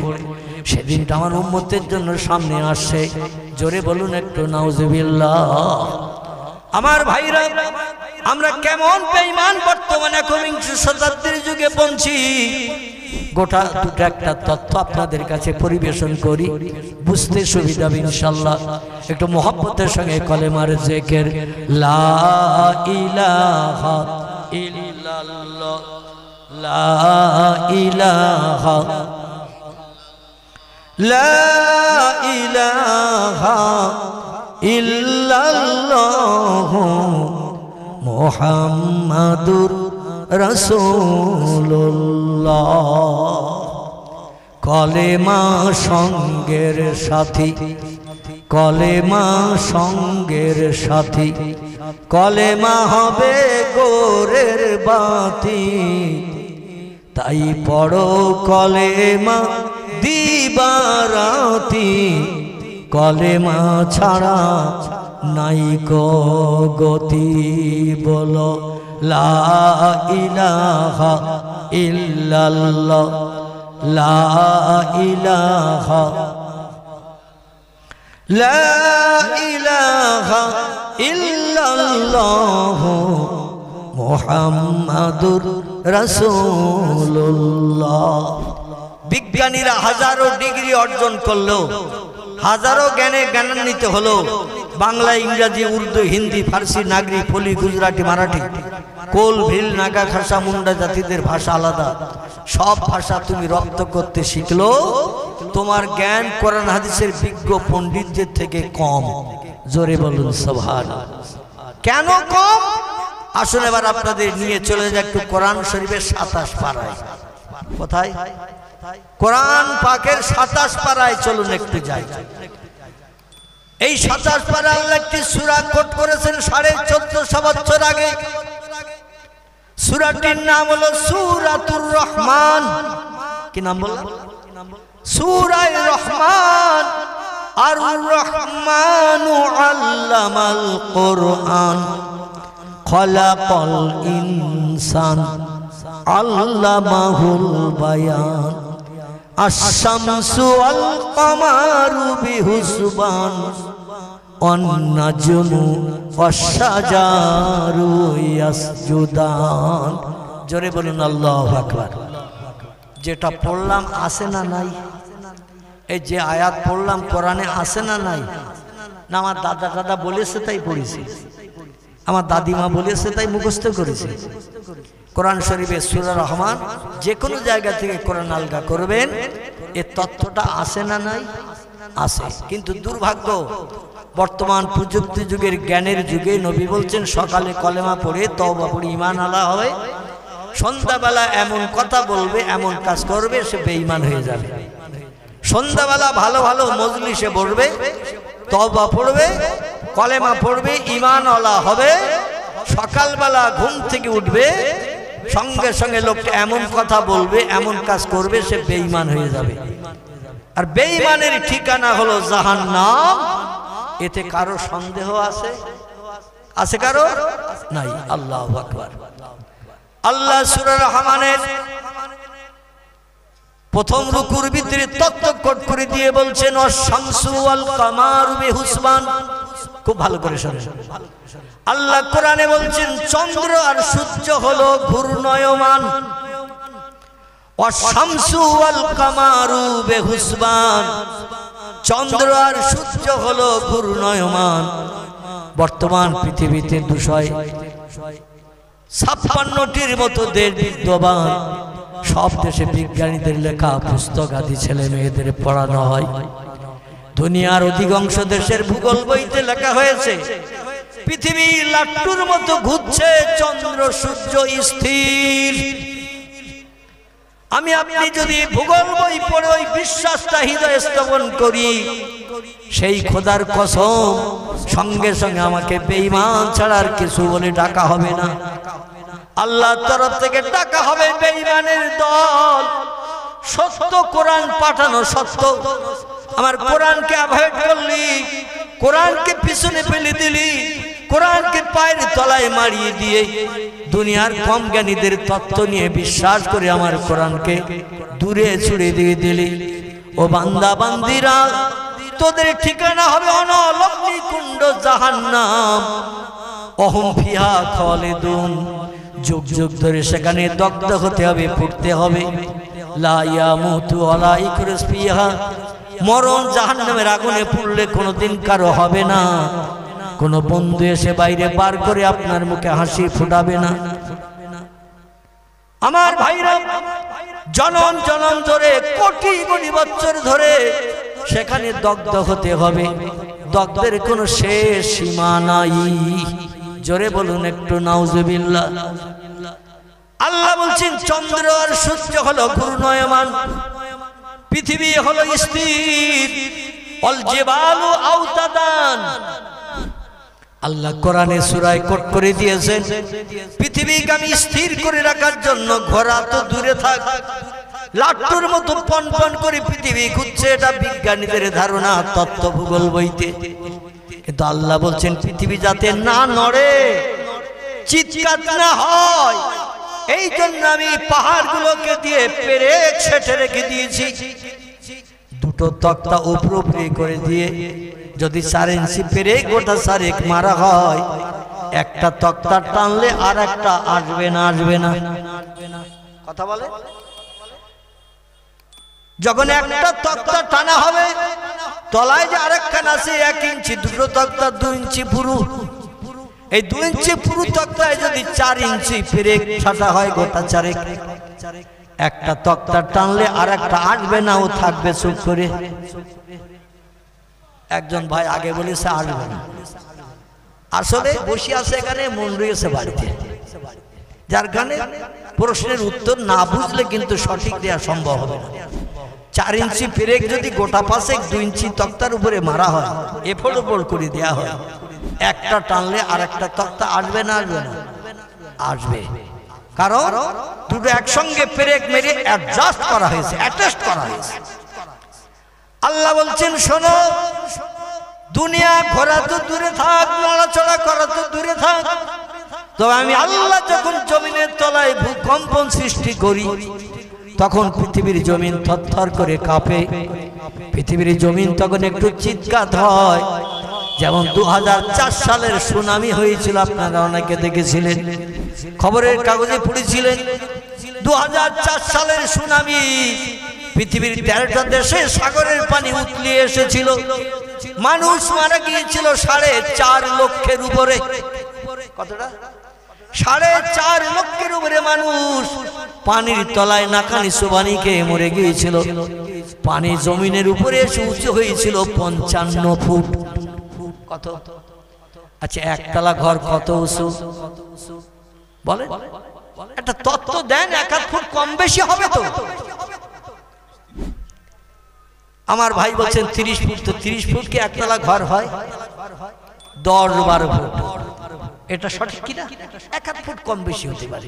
ঘরের ভিতরে দাঁড়ালে যেন ফ্যান পাকা মাথায় না লাগে, এইরকম উঁচু হলেই আনা, ঠিক কিনা? আবার যদি ঘরের ভিতরে একটা খাট দেওয়া হয়, খাটে দাঁড়ালে যেন ফ্যান পাকাটা মাথায় না লাগে, পনপন করে ঘোরার সময় যদি মাথায় না লাগে, ছাদ যা উঁচু করা হয়েছে ওইটাই যথেষ্ট। তো 10-12 ফুটের উপরে হয় না। তো পানি সাগর থেকে উতলিয়ে আসলো দুধের হাঁড়ির দুধের মতো। কিসের হাঁড়ি বললাম? দুধের হাঁড়িতে, একটা হাঁড়িতে যদি 5 কেজি পানি দিলে কানা কানা হয়। খুব ভালো করে বুঝবেন, একটা হাঁড়িতে 5 কেজি পানি দিলে হাঁড়িটা ভর্তি হয়ে কানা কানা পানি হয়ে যায়। ওই হাঁড়িতে যদি 8 সের দুধ দেওয়া হয়, কতটা বললাম? 8 সের, হাফ কেজি মনে করো। সেরের প্রচলন এখনকার ছেলেরা বুঝবে না, এটা আগে চলতো। সের বাটকারা পোয়া চলতো না, এখন 100 থেকে 10 হয় 1 কেজি, এটা আমরা ভালো বুঝি। তো মনে করেন হাফ কেজি দুধ, ওই 5 লিটার পানি দিলে হাঁড়ি ভর্তি হয়। এই রকম হাঁড়িতে হাফ কেজি দুধ দেওয়া হয়েছে, তে দুধ কানা কানা পর্যন্ত হবে তো? আল্লাহু আকবার। এ দুধ হাঁড়ির তলায় থাকবে না, কানা কানা পর্যন্ত হবে। মানে হাফ সের দুধ দিয়েছি, হাফ কেজি দুধ, 5 সের পানি দিলে কানা কানা হয়। হাফ সের বা হাফ কেজি পানি দিছি, দিলে হাঁড়ির তলায় থাকবে না, কানা কানা হবে? কানা কানা হবে নাকি? না না, উতলোর কথা এখন বলছি না। পানি দিলাম হাফ কেজি, এখন হাঁড়িতে হাফ কেজি পানি দিলে কানা কানা পর্যন্ত হবে না, তলায় থাকবে। আল্লাহু আকবার, এইটা জিজ্ঞাসা। আচ্ছা, এই তলায় থাকবে যে পানিটা, হাফ কেজি দিয়েছি তাই। এইবার যদি হাঁড়িটা উনানে চাপানো হয়, উনানে চাপিয়ে যদি কাঠ দিয়ে আগুন জ্বালানো হয় হাঁড়ির তলায়, ও দুধ ফেপে ফুলে কানা পর্যন্ত হবে কি হবে না? শুধু তাই না, আগুন জ্বালানো যদি বন্ধ করা না হয়, হাঁড়ির দুধ আর হাঁড়িতে থাকবে, বরং সমস্ত দুধ উতলিয়ে সব বাইরে গড়িয়ে যাবে। ঠিক না ভুল? আল্লাহ বলেন হাঁড়ির দুধে আগুন দিলে যেমন উতলিয়ে হাঁড়ি ভরে যায়, এমনকি আগুন বন্ধ না করলে বাইরে উতলিয়ে গড়িয়ে সব পড়ে যায়, হাঁড়ি খালি হয়ে যায়। আমি আল্লাহ শুধু বলি কুন ফায়াকুন, সঙ্গে সঙ্গে যেটা বলি সেটা হয়। জোরে বলুন সুবহান। আল্লাহ বলেন 9টা ধানের চাল কটা গুনে নাও, ও পৃথিবীর মানুষ গুনে নাও। তোমরা ধারণা করো জ্বর হয়, সাগরের কানা কানা পর্যন্ত পানি ওঠে না, ভাটা হয় আবার একেবারে তলা পর্যন্ত যায় না, কিছুটা পানি রয়ে যায়।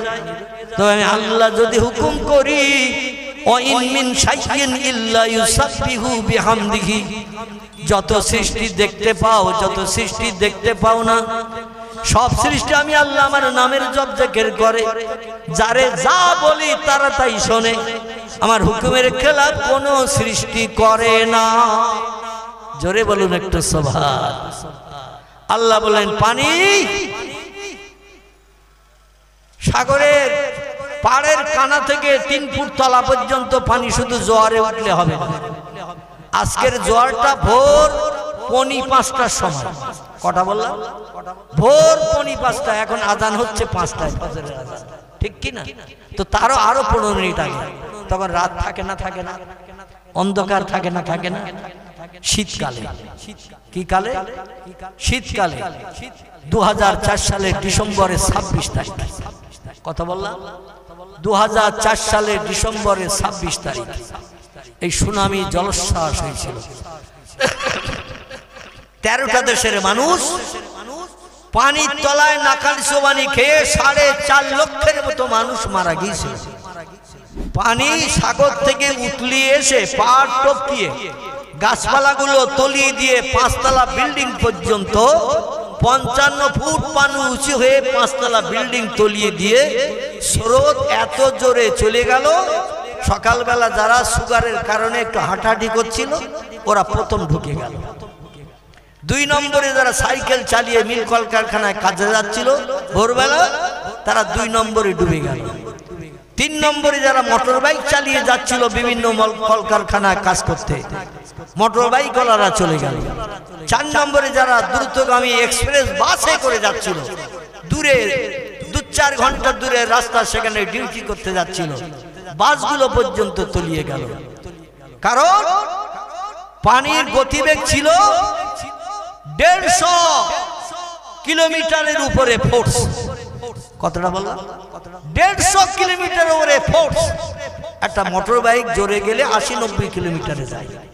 দ্রুতগামী বাস গেলে, সৌদি আরবের দেশে আমি দেখেছি বাস চাপতে, যখন মক্কা থেকে মদিনায় বাস যাচ্ছে 160 কিলোমিটার বেগে ড্রাইভার গাড়ি চালাচ্ছে, পা দুটো স্টিয়ারিং এ বাঁধিয়ে সিটে কাটিয়ে দিয়েছে। খোদার কসম, যেটা বাস্তব দেখেছি সেটা বলছি। ফাঁকা রাস্তা, ঘর বাড়ি কিচ্ছু নাই, ফাঁকা জায়গায় গাড়ি ছেড়েছে ড্রাইভার, এই পিছনে সিটে হেলান দিয়ে পা দুটো উঁচু করে স্টিয়ারিং এ বাঁধিয়ে দিয়েছে, পা একটু নাড়াচাড়া দিচ্ছে, সেদিকে একটু ঘুরিয়ে যাচ্ছে 160 কিলোমিটার বেগে। কত বললাম? মাইল মিটার ড্রাইভারের পাশেই বসেছিলাম আমি, অথম দেখলাম 160 কিলোমিটার গতিবেগের কাঁটা চলে গেছে, তাও স্টিয়ারিং হাতে ঘুরছে না, পা বাঁধিয়ে ঘুরছে। কারণ ওয়ান ওয়ে রোড, একই রাস্তায় গাড়ি চলে, একই রাস্তায় গাড়ি আসে। আমাদের কলকাতায় যেমন Delhi road, Bombay road one way road হয়েছে না, পাঞ্জাব রোড, এই রকম রোডে কোনো রাস্তায় কোনো গাড়ি যাবে না, যার রাস্তায় সেই যাবে। আচ্ছা, 100 কিলোমিটার বেগে আমাদের এদিকে রাস্তায় যদি গাড়ি চলে, যাত্রীদের হসপিটালে জায়গা ধরবে? কথা বলেন একটু। 100 কিলোমিটার বেগে আমাদের রোডে যদি গাড়ি চলে, হসপিটালে যাত্রীদের জায়গা ধরবে? গাছতলায় সরিয়ে রাখতে হবে। আল্লাহ বলেন পানি 150 কিলোমিটারের উপরে বেগে চলতে থাকো, কোন আন্ডা বাচ্চা যেন আজকে রেহাই না পায়। আল্লাহ পারে না, পারে না, আল্লাহ পারিয়ে দিলেন। কি আল্লাহর কুদরতি মহিমা! একটা বাচ্চা ছেলে আনন্দবাজার কাগজে বর্তমান প্রতিদিনে লিপিবদ্ধ করেছিল তথ্যবিদেরা, সাংবাদিকেরা। ছেলেটির নাম হলো মোহাম্মদ রেজাল। কি নাম বললাম? মোহাম্মদ রেজাল নামের একটা ছেলে ইন্দোনেশিয়ার জমিনে মসজিদে ফজরের নামাজ পড়তে গিয়েছিল। জোরে বলুন একটু সুবহান। মুয়াজ্জিন চাচা আজান দিয়েছে, বাড়ির আপনজন নামাজ পড়তে যায়, তাদের সঙ্গেই মসজিদে নামাজ পড়তে যায়। ছেলেটির বয়স হলো 9 বছর। 9 বছরের বাচ্চা ছেলে, নাম তার মোহাম্মদ রেজাল। দাদার সঙ্গে হাত ধরে গেছে মসজিদে, প্রতিদিন যায় নামাজ পড়তে, দ্বিধাবোধ করে না, কোনোদিন মিস করে না। প্রয়োজনে কোনোদিন দাদা তার ডেকেও নেয়, রেজাল ওঠ, আজান হয়ে গেছে।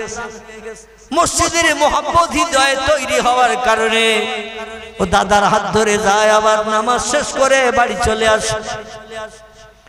মসজিদে জামাতে নামাজ হয়ে গেছে। দেশটির নাম হলো ইন্দোনেশিয়া। কি নাম বললাম?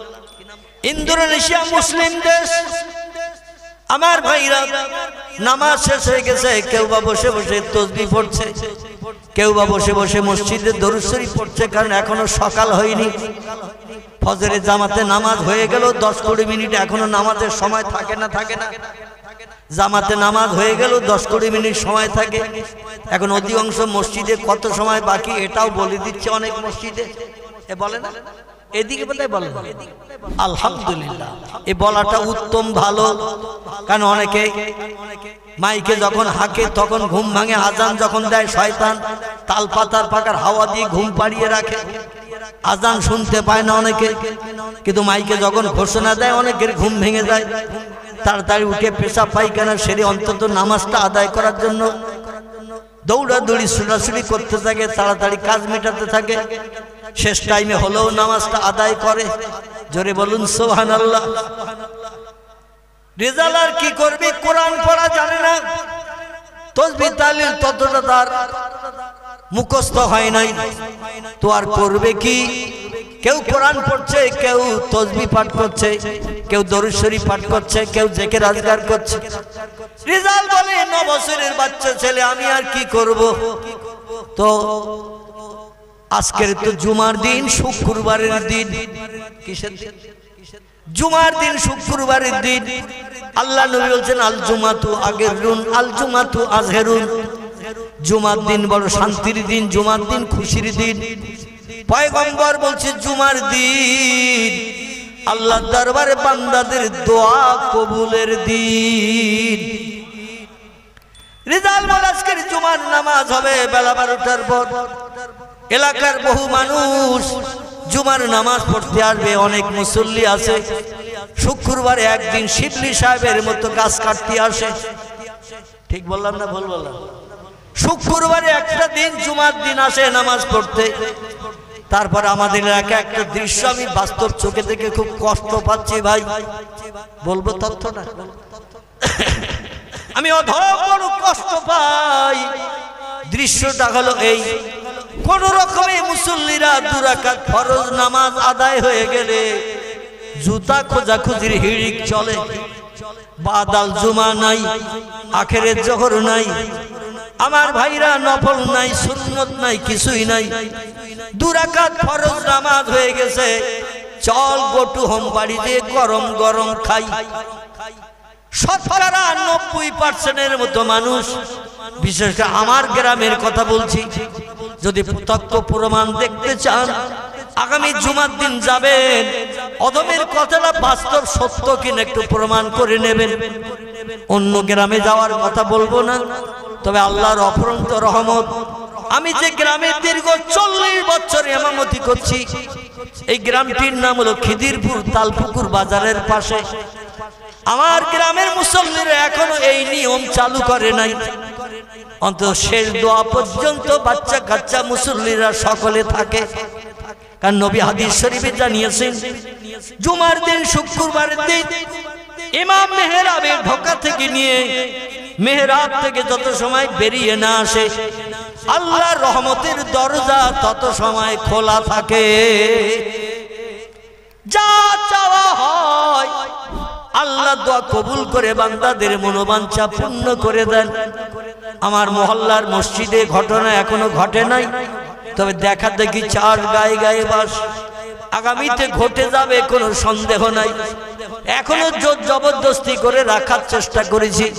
তো আমার নিজের গ্রামের কথা বললাম, যদি সময় থাকে আগামী জুমার দিন যাবে, কোন রকমে ফরজ নামাজ 2 রাকাত হয়ে গেলে 5 ভাগের 4 ভাগ চলে যায়, 1 ভাগ ইমামের উদ্দেশ্যে মেহরাবের কাছে থাকে। চিল্লায়ে বলুন নাউজুবিল্লাহ, জোরে বলুন নাউজুবিল্লাহ।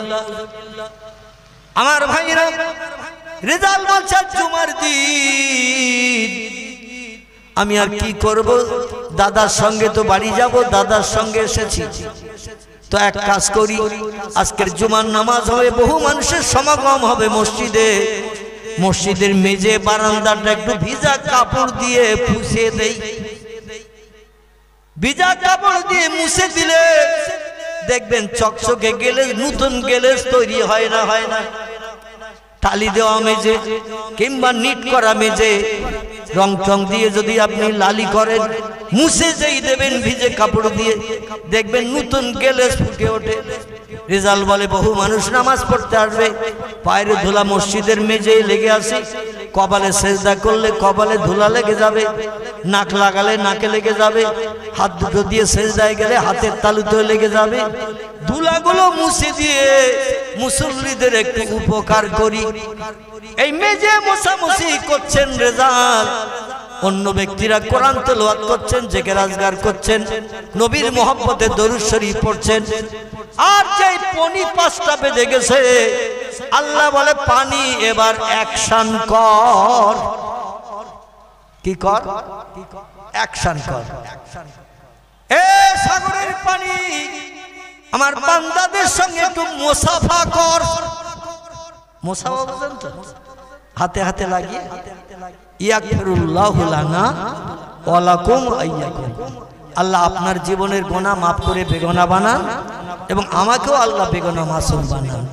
দোয়াটার বাংলা অর্থ হলো এই কথাটা বলা ভালো না খারাপ, কিন্তু ভাই ভাই দ্বন্দ্ব, চাচা ভাই দ্বন্দ্ব, পাড়া প্রতিবেশী দ্বন্দ্ব, হাতে হাতও লাগাই না, মুসাফাও করি না, এ দোয়াটাও আমরা পড়ি না। চিল্লায়ে বলুন নাউজুবিল্লাহ।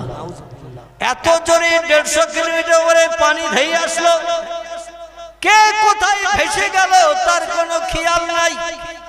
চাচা আপন পরান বাসা, কে কোন দিকে পানির স্রোতে তোড়ে ভেসে গেল। 150 কিলোমিটার বেগে পানি চলছে, শুধু শা শা শব্দ হচ্ছে। আমি গত কয়েকদিন আগে একটু আসামে গিয়েছিলাম। আমার ভাইরা, জেলাটির নাম হলো দরং জেলা। কি নাম বললাম? দরং জেলা। বলে হুজুর আমাদের বাড়িতে একটু সব রেশানি করে যেতে হবে, সকালবেলা ফ্লাইট আছে বেলা 3:30টায়। আমার লম্বা সময় আছে, গাড়িতে করে পৌঁছে দেবেন গৌহাটিতে, তো চলুন আপনার বাড়ি যাই। তো বাড়িতে নিয়ে যে দেখাচ্ছে, হুজুর দেওয়ালের দিকে তাকান, সানসেটের উপরে দেওয়াল দেখছেন কালো দাগ, ওই পর্যন্ত বন্যায় পানিতে সব ভরে গিয়েছিল। গরু ছাগল হাঁস মুরগি কে কোথায় মরে ভেসে গেছে। রাত 10:30টার সময় হঠাৎ শব্দ শুনছি, শা শা শা শা। শব্দ শুনতে শুনতে ঘর থেকে বেরিয়ে আসলাম, বিকট আওয়াজের শব্দ। ঘর থেকে বেরিয়ে আসতে আসতে দেখলাম ওই দরজার মাথার উপরে ওই দাগ পর্যন্ত পানি ভরা। কিছু সময় আগে কোনো পানির নাম নিশানা ছিল না, আর হঠাৎ করে দেখতে দেখতে ওই পর্যন্ত পানি। আমরা যারা সাঁতার জানতাম, কোন রকমের ধরার মাধ্যম দিয়ে গাছের মাথায় ঠেলে উঠে এই যাত্রার মতো আল্লাহর রহম আমরা হায়াতে বেঁচে গেছি। কত মানুষ মারা গেছে, গবাদি পশু চতুষ্পদ জন্তু, হাঁস মুরগি ছাগল ভেড়া দুম্বা, কত যে ভেসে চলে গেছে। পানিতে মুড়ি ফেলে দিলে যেমন দেখায়, ওই রকম গবাদি পশু মরে ভেসে যাচ্ছে মুড়ির মতো। আমাদের চোখের সামনে দাঁড়িয়ে দেখা ছাড়া কোনো উপায় ছিল না। আল্লাহ পারে না, পারে না। ইন্দোনেশিয়ার মসজিদে নামাজ পড়তে গেছে, তারাও ভেসে গেছে।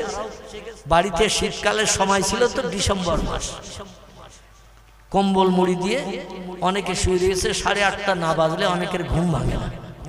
আল্লাহ বলেন ওই কম্বল মুড়ি দিয়ে থাকা অবস্থায় কমপ্লিট হবে। আমার ভাইরা, এক মুহূর্তের ভিতরে 5-7 মিনিটের ভিতরে আল্লাহ পাক 4.5 লক্ষের উপরে মানুষ, সরকারি হিসাব, বেসরকারি হিসাবে আরো বেশি হবে না কম হবে। সরকার হিসাব সবসময় একটু কম দেয়, তার কারণ প্রত্যেকটি মরা মানুষের মাথা পিছু দিতে হবে 1 লাখ বা 2 লাখ। হিসাব বেশি দিলে সরকারের তহবিল খালি হবে না? হবে না? যত হিসাব দেবে তত লোকের তো টাকা দিতে হবে। এই জন্য একটু মরার হিসাবটা সরকার, ট্রেন অ্যাক্সিডেন্ট হোক, বাস অ্যাক্সিডেন্ট হোক, এরোপ্লেন অ্যাক্সিডেন্ট হোক, একটু খবর কম দেয়। খবর দিল 4.5 লক্ষ, বাস্তবে কত মারা গেছেন আল্লাহই বেশি জানেন। ঠিক না ভুল? 8 দিনের মাথায় খবরের কাগজে ফটো দিয়ে দিল। বর্তমান আনন্দবাজার প্রতিদিন কাগজে সাংবাদিকরা হেডলাইনে লিখে দিয়েছে প্রথম পৃষ্ঠায়, রেজালের আল্লাহ রেজালকে বাঁচিয়েছে। অধিকাংশ সাংবাদিক হিন্দু, অধিকাংশ সাংবাদিক ধর্মাবলম্বী, বিধর্মী, কিন্তু তারা আল্লাহর নামটা খবরের কাগজের হেডলাইনে প্রথম পৃষ্ঠায় বড় বড় করে লিখতে ভোলে নাই। 8 দিনের মাথায় রেজাল হায়াতে বেঁচে গেল। জোরে বলুন একটু সুবহানাল্লাহ। কিভাবে বাঁচলো? পানির স্রোত তাকে মসজিদ থেকে বার করে নিয়ে সাগরে নিয়ে চলে গেছে। যেখানকার পানি সেখানে চলে গেছে। রেজালও ভাসতে ভাসতে চলে গেছে। মাঝে মাঝে তিনি চিত হয়ে কলা গাছের ভেলার মতো পানিতে ওইভাবে রয়েছে, আর পানির স্রোত তারে নিয়ে যাচ্ছে। মাঝে মাঝে মাথা উঁচু করে দেখছে ডাইনে বামে, সাঁতার কাটতে কাটতে দেখছে ডাইনে পানি, বামে পানি, পায়ের দিকে পানি, মাথার দিকে পানি। কারণ সাগরের পানি কি পুকুরের মতো নাকি? শুধু পানি আর পানি। চলে যান বোম্বাইতে, আরব সাগরের কিনারায়, আমাদের ভারতের বোম্বাই। সামনের দিকে তাকিয়ে দেখবেন সূর্য উঠছে পানিতে, সূর্য ডুবছে পানিতে। আল্লাহ পাক 3000 কিলোমিটার মতো রাস্তা আরব সাগরের আর পানি শুধু পানিতে ভরে রেখেছেন। সাগরের পানিতে মাথা উঁচু করে শুধু পানি আর পানি দেখে। রেজাল বলে, আল্লাহ 8 দিন কিছু খাই না, কোনো খাবার নসিবে জোটে না, একটু পিপাসার পানি পান করতে যাই। সাগরের লবণাক্ত এত তীক্ষ্ণ নোনা পানি, গালে দিলে মাথা পর্যন্ত এমন করে চিড়িক মেরে ওঠে, মাথা পর্যন্ত যন্ত্রণা হয়ে ওঠে। এত লবণাক্ত পানি, পানিও পান করে পিপাসা নিবৃত্তি করতে পারি না। খাবারের তো কোনো সন্ধান নাই। দেখতে দেখতে 8 দিন হয়ে গেছে। কদিন? 8 দিন হয়ে গেছে। আল্লাহ বলছেন, ইন্নাল্লাহা ইয়ারযুকু মাইয়াশাউ বিগাইরি হিসাব। জোরে বলুন একটু আল্লাহু আকবার। আল্লাহ বলছেন, আমি আল্লাহ যারে রিজিক দান করি, বান্দা নিজেও কল্পনা করে জানতে বুঝতে পারে না কিভাবে কোথা থেকে আমার জন্য খাদ্য পরিবেশিত হলো। জোরে বলুন একটু সুবহানাল্লাহ। কোরআনের কথাটা ঠিক না ভুল? আল্লাহ যারে খাদ্য দেন ও বান্দা নিজেও বুঝতে পারে না। আচ্ছা, আমি একটা তথ্য দেই, কাল সকালবেলা কি খাবো বলতে পারবো? কাল সকালবেলা আমি আপনি কি খাবো বলতে পারবো? তাও বলতে পারবো না। আল্লাহ আমাদের জন্য রিজিক 40 দিন আগে ঠিক করে রেখেছে। জোরে বলুন একটু সুবহানাল্লাহ। কদিন আগে? তিরমিজি শরীফের হাদিস। নবী বলছেন, বান্দা আজকের যেটা খায় 40 দিন আগে আল্লাহ ওটা ঠিক করে রেখেছে। দিনের দিন সবাই খাবার চাবে, আর পরিবেশন করতে যে ভিড় ভাট্টা হবে, দুশ্চিন্তায় পড়বো আমি ওটা পছন্দ করি না। তাই আজকের যেটা খাবে 40 দিন আগে ঠিক করে রাখি, সময় হলেই পরিবেশিত হবে। জোরে বলুন সুবহান। আমার ভাইরা, জাপান জার্মান থেকে তেরান আসছে, তেরান ইন্দোনেশিয়ার জমিনে বেশি মানুষ মারা গিয়েছিল ইন্দোনেশিয়ায়, মুসলমানদের দেশে। কারণ ইন্দোনেশিয়া সাগরের ধারে পিকনিক স্পট বানিয়েছিল, লজ বানিয়েছিল সাগরে ঢেউ আর পানির তরঙ্গ দেখার জন্য। সেইখানে ইন্দোনেশিয়ার সরকারি তরফ থেকে বড় বড় ধনী মানুষেরা, আমাদের দীঘায় যেমন সমুদ্র সৈকতে বাড়ি টাড়ি আসে না নাই, কথা বলে, কেউ জাননি দীঘায়? আমি প্রোগ্রাম করতে যে বাস্তবে দিনের বেলা গাড়ি নামিয়ে দিলাম সাগরের চরে, আমার 4 চাকা গাড়ি নামিয়ে দিলাম সাগরের চরে। নেমে কাছে লুঙ্গিও তো থাকে আমাদের কাছে সব সময় ব্যাগের ভিতরে, একটা গামছা আমি নিয়ে গিয়েছিলাম, সাগরের চরে গাড়ি নামিয়ে দিয়ে সাগরে নেমে যে গোসল করে, 3 জন ব্যক্তি গাড়িতে ছিলাম। গোসল করে আসতে যে দেখি গাড়ির কাছাকাছি পানি প্রায় উঠে গেছে, মানে জোয়ার চলছে, এমনি দেখলে বোঝা যায় না, মুহূর্তের ভিতরে পানি অনেক দূর ঠেলে ওঠে। জোরে বলুন একটা সুবহানাল্লাহ। আমার ভাইরা, যেটি আমি আপনাদের কাছে বলতে চাইছিলাম, বিদেশ থেকে ত্রাণের খাবার আসে ইন্দোনেশিয়ায়। ওদের দেশের ব্যবসায়ীরা ব্যবসা করার জন্য সাগরের চরের কাছে বিল্ডিং বানিয়েছে, লজ বানিয়েছে, আর যুবক যুবতীরা যায় ওই সব সাগরের চরে লজ ভাড়া করে থাকে। যেমন ব্যভিচার তেমন মদ খাওয়া, চরিত্র নষ্ট করার কারখানা হলো দীঘার সমুদ্র সৈকত। এমন করে কপিল মুনির আশ্রম, আমার ভাইরা ফুলডুবি হয়ে কপিল মুনির আশ্রম, আমাদের কাকদ্বীপ হয়ে যেতে হয়। আমি অধম সাগরের চর পর্যন্ত গিয়েছি, কপিল মুনির আশ্রম পেরিয়ে যে এখানে শুধু চরিত্র নষ্টের কারখানা, লজগুলো বাড়িয়ে রেখেছে মানুষেরা, আর হাজার হাজার টাকা নিয়ে ওখানে যুবক যুবতীদের থাকার সুযোগ করা হয়। দুনিয়ার সব ধর্মাবলম্বীদের জন্য সম্ভব, তাদের মদ খাওয়া হারাম নয়, সুদের ব্যবসা করা হারাম নয়, চরিত্র নষ্ট করা তাদের কাছে মামুলি ব্যাপার, কিন্তু আমাদের কি ওটা করা সম্ভব? আল্লাহ বলে মুসলমান দেশ, শতকরা 90% মুসলমান যে দেশে বাস করে, আর সেই দেশে চরিত্র নষ্টের কারখানা বানিয়ে টাকা আয় করছো। 9টা ধানের চাল কটা দেখিয়ে দেব তোমাদের। আমার দুনিয়ায় বাস করবে, আমার নেয়ামত খাবে, আমার অনুদান, সংসার জীবনে বিবি বাচ্চা নিয়ে সুখ ভোগ করতে যে চরিত্র নষ্ট করে পশুর মতো আদর্শ তৈরি করবে। ইন্না বাতশা রাব্বিকা লাশাদীদ। আল্লাহ বলছেন, আমি যখন ধরি তখন জমের ধরা ধরি, আমি একটু ছাড় দেই, তবে একেবারে বান্দাদের ছেড়ে দেই না। ঠিক না ভুল? আল্লাহ যে আমি ছাড় দেই কিন্তু একেবারে ছেড়ে দিই না।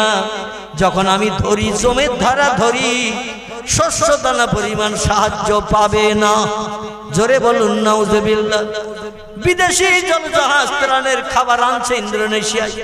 হঠাৎ দূর থেকে লক্ষ্য করে দেখে একটা নারকেল গাছ পানিতে ভেসে যাচ্ছে। কি গাছ? নারকেল গাছ। দেখবেন পানিতে ছেড়ে দিলেও ভাসে, কলা গাছ যেমন ভাসে, সজনে গাছ ভাসে, বাঁশ ফেলে দিলেও ভাসে, ভাসে না? ভাসে। ওই রকম নারকেল গাছ ভেসে যাচ্ছে পাতা সমেত। পানির তলে স্রোতে নারকেল গাছ উপড়ে যে পানিতে ভাসতে ভাসতে সাগরে চলে গেছে। আর রেজাল ওই সাগরের পানিতে চিত হয়ে শুয়ে রয়েছে। হঠাৎ গায়েকে ধাক্কা দিল, যেন বলে কোন কুমির জলস্থি আমারে খেতে এসেছে নাকি। একটু মাথা উঁচু করে তাকিয়ে দেখে নারকেল গাছের পাতা ওর গায়ে লেগে ধাক্কা লেগে পাশ দিয়ে স্রোতে চলে যাচ্ছে। রেজাল বলে, আল্লাহ তুমি সাহায্য করেছো, কত সময় সাঁতার কেটে পানিতে ভেসে থাকবো। হাত পা গুলো তো অবাস হয়ে আসছে, আর চলতে চায় না। 8 দিন হয়ে গেল, আল্লাহ আর কত সময় এইভাবে থাকবো? আল্লাহ বলে, সাহারা দিয়ে দিলাম, ধর। ইউসুফ নবীকে যেমন জিবরিল আমিন কুয়ার তলায় ডানা বিছিয়ে দিয়ে ইউসুফ নবীকে উঠিয়ে নিয়েছিল, ওই রকম আল্লাহ পাক রেজালের হাতে নারকেল গাছের ডাটা পাতা ধরিয়ে গাছের 2 দিকে পা দিয়ে ঘোড়া চাপার মতো চুপ করে বসে রয়েছে। ওই 9 থেকে 10 বছরের বাচ্চা ছেলেটি, আর চতুর্দিকে তাকাচ্ছে শুধু পানি আর পানি। এমন সময় জাহাজ আসছে ত্রাণের খাবার, রুটি গুড় মুড়ি নিয়ে। বলে, কি যেন দেখছি একটা গাছ ভেসে যাচ্ছে, কিন্তু গাছে দেখছেন একজন ঘোড়সওয়ার বসে রয়েছে। কাছাকাছি এসে দেখে তো ঘোড়সওয়ার না, একটা মানুষ নারকেল গাছে 2 দিকে পা দিয়ে বসে রয়েছে। ওরা কাছের জানালা খুলে দিয়েছে, জলজাহাজের জানালা, কাছের জানালা খুলে দিয়ে হাত লম্বা করেছে। 8 দিনের অনাহারা ক্ষুধার্ত রেজাল সঙ্গে সঙ্গে হাতে হাত লাগিয়ে দিয়েছে। জাহাজের মানুষেরা, নাবিকেরা তারে তুলে নিয়েছে, নিয়ে বলছে, তোমার বাড়ি কোথায়? বলে, বাড়ি ইন্দোনেশিয়ায়। বলে, তোমার নাম কি? বলে, আমার নাম মোহাম্মদ রেজাল। বলে, কতদিন আছো পানিতে? বলে, সুনামি হয়েছে যতদিন। ওরা গণনা করে দেখলো 8 দিন সুনামি হয়ে গেছে, জলোচ্ছ্বাস। তারপরে আমি সাগরের পানিতে শুধু চিত হয়ে ভাসছিলাম, পানির স্রোত আমারে নিয়ে যাচ্ছিল। হঠাৎ এই গাছটা আমার গায়ে ধাক্কা মেরেছে সরতে যেতে। আমি তাই গাছটা গতকাল বিকালবেলা পেয়েছি, সেখান থেকে এই গাছটা চেপে আসি আর শুধু সাগরের পানি দেখছি। ওরা বলে ইন্দোনেশিয়ার বাচ্চা রেজাল, চিড়ে আছে, পুড় আছে, মুড়ি আছে, ত্রাণের খাবার আছে, 8 দিন তুই রোজায় আছিস? বলেন না আমার, বলে একটু পানি পান করবো, তাও সাগরের নোনা পানি খেতে পারি না। বলে যত পারিস পানি খা, যত পারিস চিড়ে গুড় মুড়ি খা, তাছাড়া বাড়তি খাবার তো আমাদের কাছে নাই।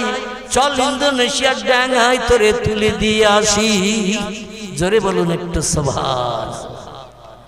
সাংবাদিকেরা ফটোগ্রাফ করে খবরের কাগজের প্রথম পৃষ্ঠায় হেডলাইনে লিখে দিল, রেজালের আল্লাহ রেজালকে বাঁচিয়েছে। জোরে বলুন একটু সুবহান। আল্লাহ পারে না? পারে না? এ বিজ্ঞান পারবে? দার্শনিক পারবে? ইঞ্জিনিয়ার পারবে? ডাক্তার পারবে? মাস্টার পারবে? আল্লাহ বলছেন মরারে আমি জিন্দা করি, জিন্দারও আমি মারি। আমি আর লম্বা করব না, দেখতে দেখতে সময় আমার শেষ হয়ে গেছে। আগামীতে আল্লাহ যদি হায়াতে বাঁচিয়ে রাখেন, 4 চক্ষের মিলন ঘটান, তাহলে আরো কিছু মাবুদের শক্তি ক্ষমতা, তার জ্ঞান গরিমা সম্পর্কে তথ্য ইনশাআল্লাহ পরিবেশন করতে যাব। আমার কথার দ্বারা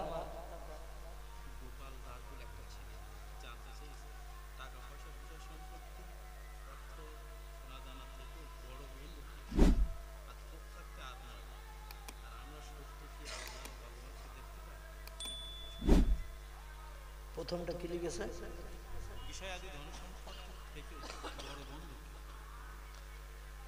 সময় সম্পত্তি বিষয় আদি অর্থ সম্পদের থেকে সব থেকে বড় বন্ধু আমার কাছে মুহাম্মাদুর রাসূলুল্লাহ। কারণ যেদিন কেউ কারো পাশে দাঁড়াবে না, ইয়াউমা ইয়াফিরুল মারউ মিন আখিহি ওয়া উম্মিহি ওয়া আবিহি ওয়া সাহিবাতিহি ওয়া বানিহি। বিপদের দিন যে পাশে দাঁড়ায় সেই হলো প্রকৃত বন্ধু। কিন্তু বিপদের দিন কেউ পাশে কারো দাঁড়াবে না, বাপ ছেলের হবে না, ছেলে বাপের হবে না, মা মেয়ের হবে না, মেয়ে মায়ের হবে না, ভাই বোনের হবে না, বোন ভাইয়ের হবে না। সেদিন একমাত্র বন্ধু হবেন মুহাম্মাদুর রাসূলুল্লাহ। তিনি বলছেন লা ইয়াদখুলুল জান্নাহ, আমি অত সময় পর্যন্ত বেহেশতে ঢুকবো না, পৃথিবীতে আমার সঙ্গে যারা বন্ধুত্ব করলো তাকে জান্নাতে না ঢুকি আমি জান্নাতে ঢুকবো না। জোরে বলুন একটু সুবহান।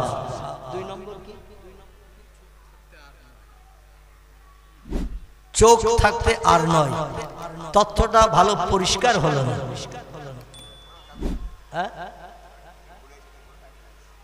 চোখ থাকতে আর নয় মানে এটা কি বোঝাতে চাইছে? মানে আধ্যাত্মিকতার কিছু বোঝাতে চাইছে? হ্যাঁ,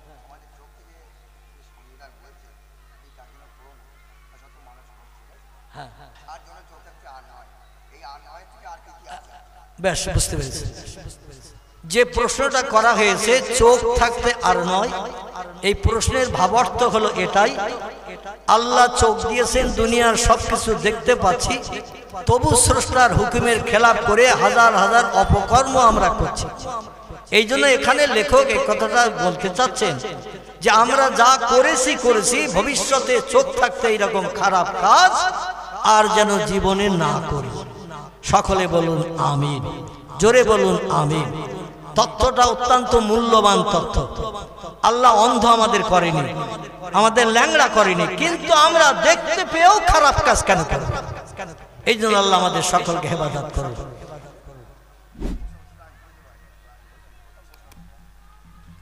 কি লেখা আছে প্রথমটা? ও সোনা দানা গহনা গাঠি, হ্যাঁ, বন্ধু বান্ধব স্ত্রী স্বামী সব থেকে আপন বড়কে। আমাদের ধর্মীয় মতে সব থেকে আপন বন্ধু আল্লাহ নয়, স্রষ্টা নয়। কারণ হাসরের মাঠে আল্লাহ কাহার জব্বার নাম নিয়ে মেজাজ গরম করে বান্দাদের কৃতকর্মের প্রতিফল দেবেন। সেদিন কারো জন্য বাড়তি শস্য দানা পরিমাণ বাড়তি ফ্যাসিলিটি হবে না, কারোর জন্য শস্য দানা পরিমাণ বিপদে ফেলা হবে না। যে যেমনটা আমল নিয়ে যাবে আমলের প্রতিদান তার হাতে হাতে দেখিয়ে দেওয়া হবে। একজন ব্যক্তি বন্ধু হবেন, তিনি হলেন মুহাম্মাদুর রাসূলুল্লাহ। এই বিপদের দিন তিনি আমাদের মুখে হাসি ফুটাবেন। জোরে বলুন একটু সুবহানাল্লাহ।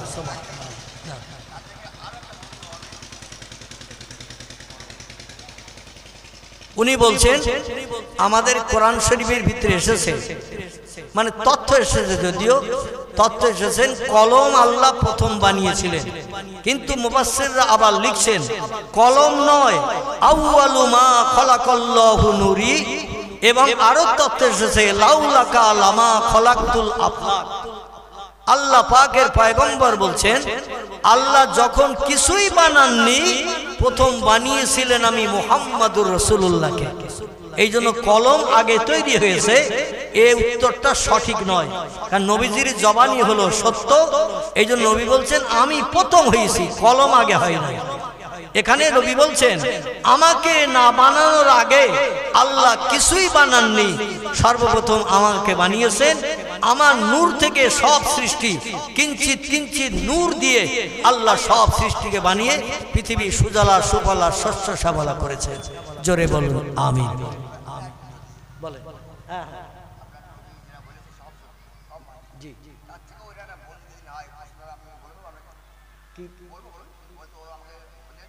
হ্যাঁ বলেন।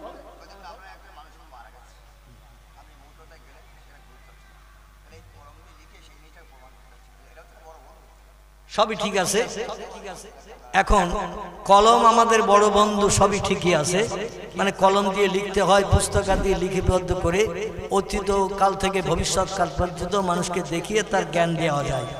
কিন্তু একটা জিনিস হলো, আমি যদি আপনাদের কাছে প্রশ্ন করি আমাদের পয়গম্বর লিখতে জানতেন? আমাদের পয়গম্বর যিনি পৃথিবীর সেরা জ্ঞানী, যিনি বলছেন ইন্নামা বুইস্তু মুআল্লিমান, আল্লাহ পাক আমাকে তাম বিশ্ববাসীর শিক্ষক করে পাঠিয়েছেন। তো শিক্ষক হতে গেলে তাকেও লিখতে হয়, পড়তে হয়। নবী বলছেন আমি জীবনে কোনো কিছু লিখতে জানতাম না, কোনো বই আমি পড়তে জানতাম না, আমি সরাসরি স্রষ্টার কাছ থেকে জ্ঞান পেয়েছি। এই জন্য আমার লেখারও প্রয়োজন হয়নি, পড়ারও দরকার হয়নি। হ্যাঁ না, আমরা ইসলাম শরিয়াতে অন্ধবিশ্বাস করি না। হ্যাঁ, আমরা বিশ্বাস করি কোরআন হাদিসের মাপকাঠিতে যে তথ্যগুলো আসবে ওগুলো আমরা বিশ্বাস করব, এটাই হলো আমাদের ঈমান। জোরে বলুন আমিন। আরেকটা কি আছে?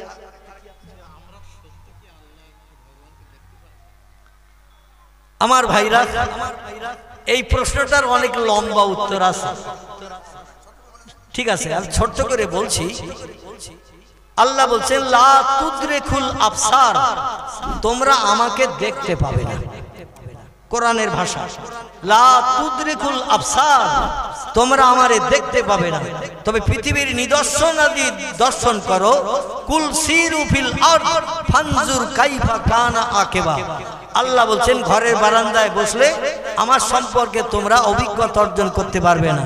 ঘর ছাড়ো, বাইরে বেরিয়ে যাও, দুনিয়ার দৃশ্যের দিকে দৃষ্টি নিক্ষেপ করো, তাহলে আমি যে একজন মালিক আছি না দেখলেও তোমরা বিশ্বাস করতে অভ্যস্ত হবে। জোরে বলুন সুবহানাল্লাহ।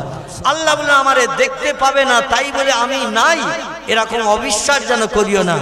এমন কিছু সৃষ্টি আমি পৃথিবীতে বানিয়েছি, সারা জীবন অতীত থেকে ভবিষ্যৎ সে জিনিসটা দেখতে পাবে না, কিন্তু জিনিসটা আছে, এটা তোমরা বাস্তবে প্রমাণ করতে পারবে। যেমন হাওয়া, কি কথা বলেন, হাওয়া এ অতীতকাল থেকে নিয়ে ভবিষ্যৎ কাল পর্যন্ত হাওয়ার রং কালো না সাদা, লাল না হলুদ, নীল না গোলাপি, এখনো পর্যন্ত তথ্য দিতে পেরেছে? আমরা চোখে দেখতে পাই না, তাহলে হাওয়া দেখতে পাই না যেমন বিশ্বাস করি, আল্লাহকেও দেখতে পাই না তেমন বিশ্বাস করি। পৃথিবীতে একজন ব্যক্তি আল্লাহকে দেখেছেন, তিনি হলেন সাইয়্যিদুল আম্বিয়া রাহমাতাল লিল আলামিন, যার মধুর নাম আল্লাহ কোরআনে কোট করেছেন মুহাম্মাদুর রাসূলুল্লাহ সাল্লাল্লাহু আলাইহি সাল্লাম। তিনি তার জীবনের 53 বছর বয়সে রজব মাসের 26 তারিখের দিনগত রাত তিনি পৃথিবীর জমিন থেকে রকেট চেপে দুনিয়ার 3টে দেশ পরিভ্রমণের পরে বাইতুল মুকাদ্দাসের চাতল থেকে উর্ধ্ব গগন ভ্রমণ করে মহান প্রভু আল্লাহর খাস কোয়ার্টার আরশ কুরসি যার নাম, সেইখানে যে আল্লাহর সামনে বসাবসি করে 27 বছরের লম্বা মেয়াদ আল্লাহকে সামনে নিয়ে বসে গল্প গুজব করেছিলেন। জোরে বলুন একটু সুবহানাল্লাহ। এছাড়াও পৃথিবীর কিছু আল্লাহওয়ালা আল্লাহ প্রেমিক খোদাভক্ত মানুষেরা অন্তরে চোখে আল্লাহকে দেখেছেন, যেমন মনসুর হাল্লাজের নাম এসেছে। কার নাম? মনসুর হাল্লাজের নাম আল্লাহকে দেখেছেন। যাই হোক, আমার সময় শেষ, একটু যেতে হবে সেই ক্যানিং নদীর ওপারে। ভাই আমি দুটো প্রোগ্রাম খুব খুব খুশি হলাম, খুব খুশি হলাম। এরকম কিছু তথ্য জানার জন্য কোনো ব্যক্তি প্রশ্ন রাখলে আমরা খুব খুশি হই, আমরা খুবই সন্তুষ্ট হই, কারণ মানুষ সঠিক তথ্য নিয়ে সুপথে চলবে, এটা মানুষের জন্য এনাফ, যথেষ্ট। যাই হোক, আগামীতে আল্লাহ তৌফিক দিলে আরো কিছু তথ্য পরিবেশনের চেষ্টা করব।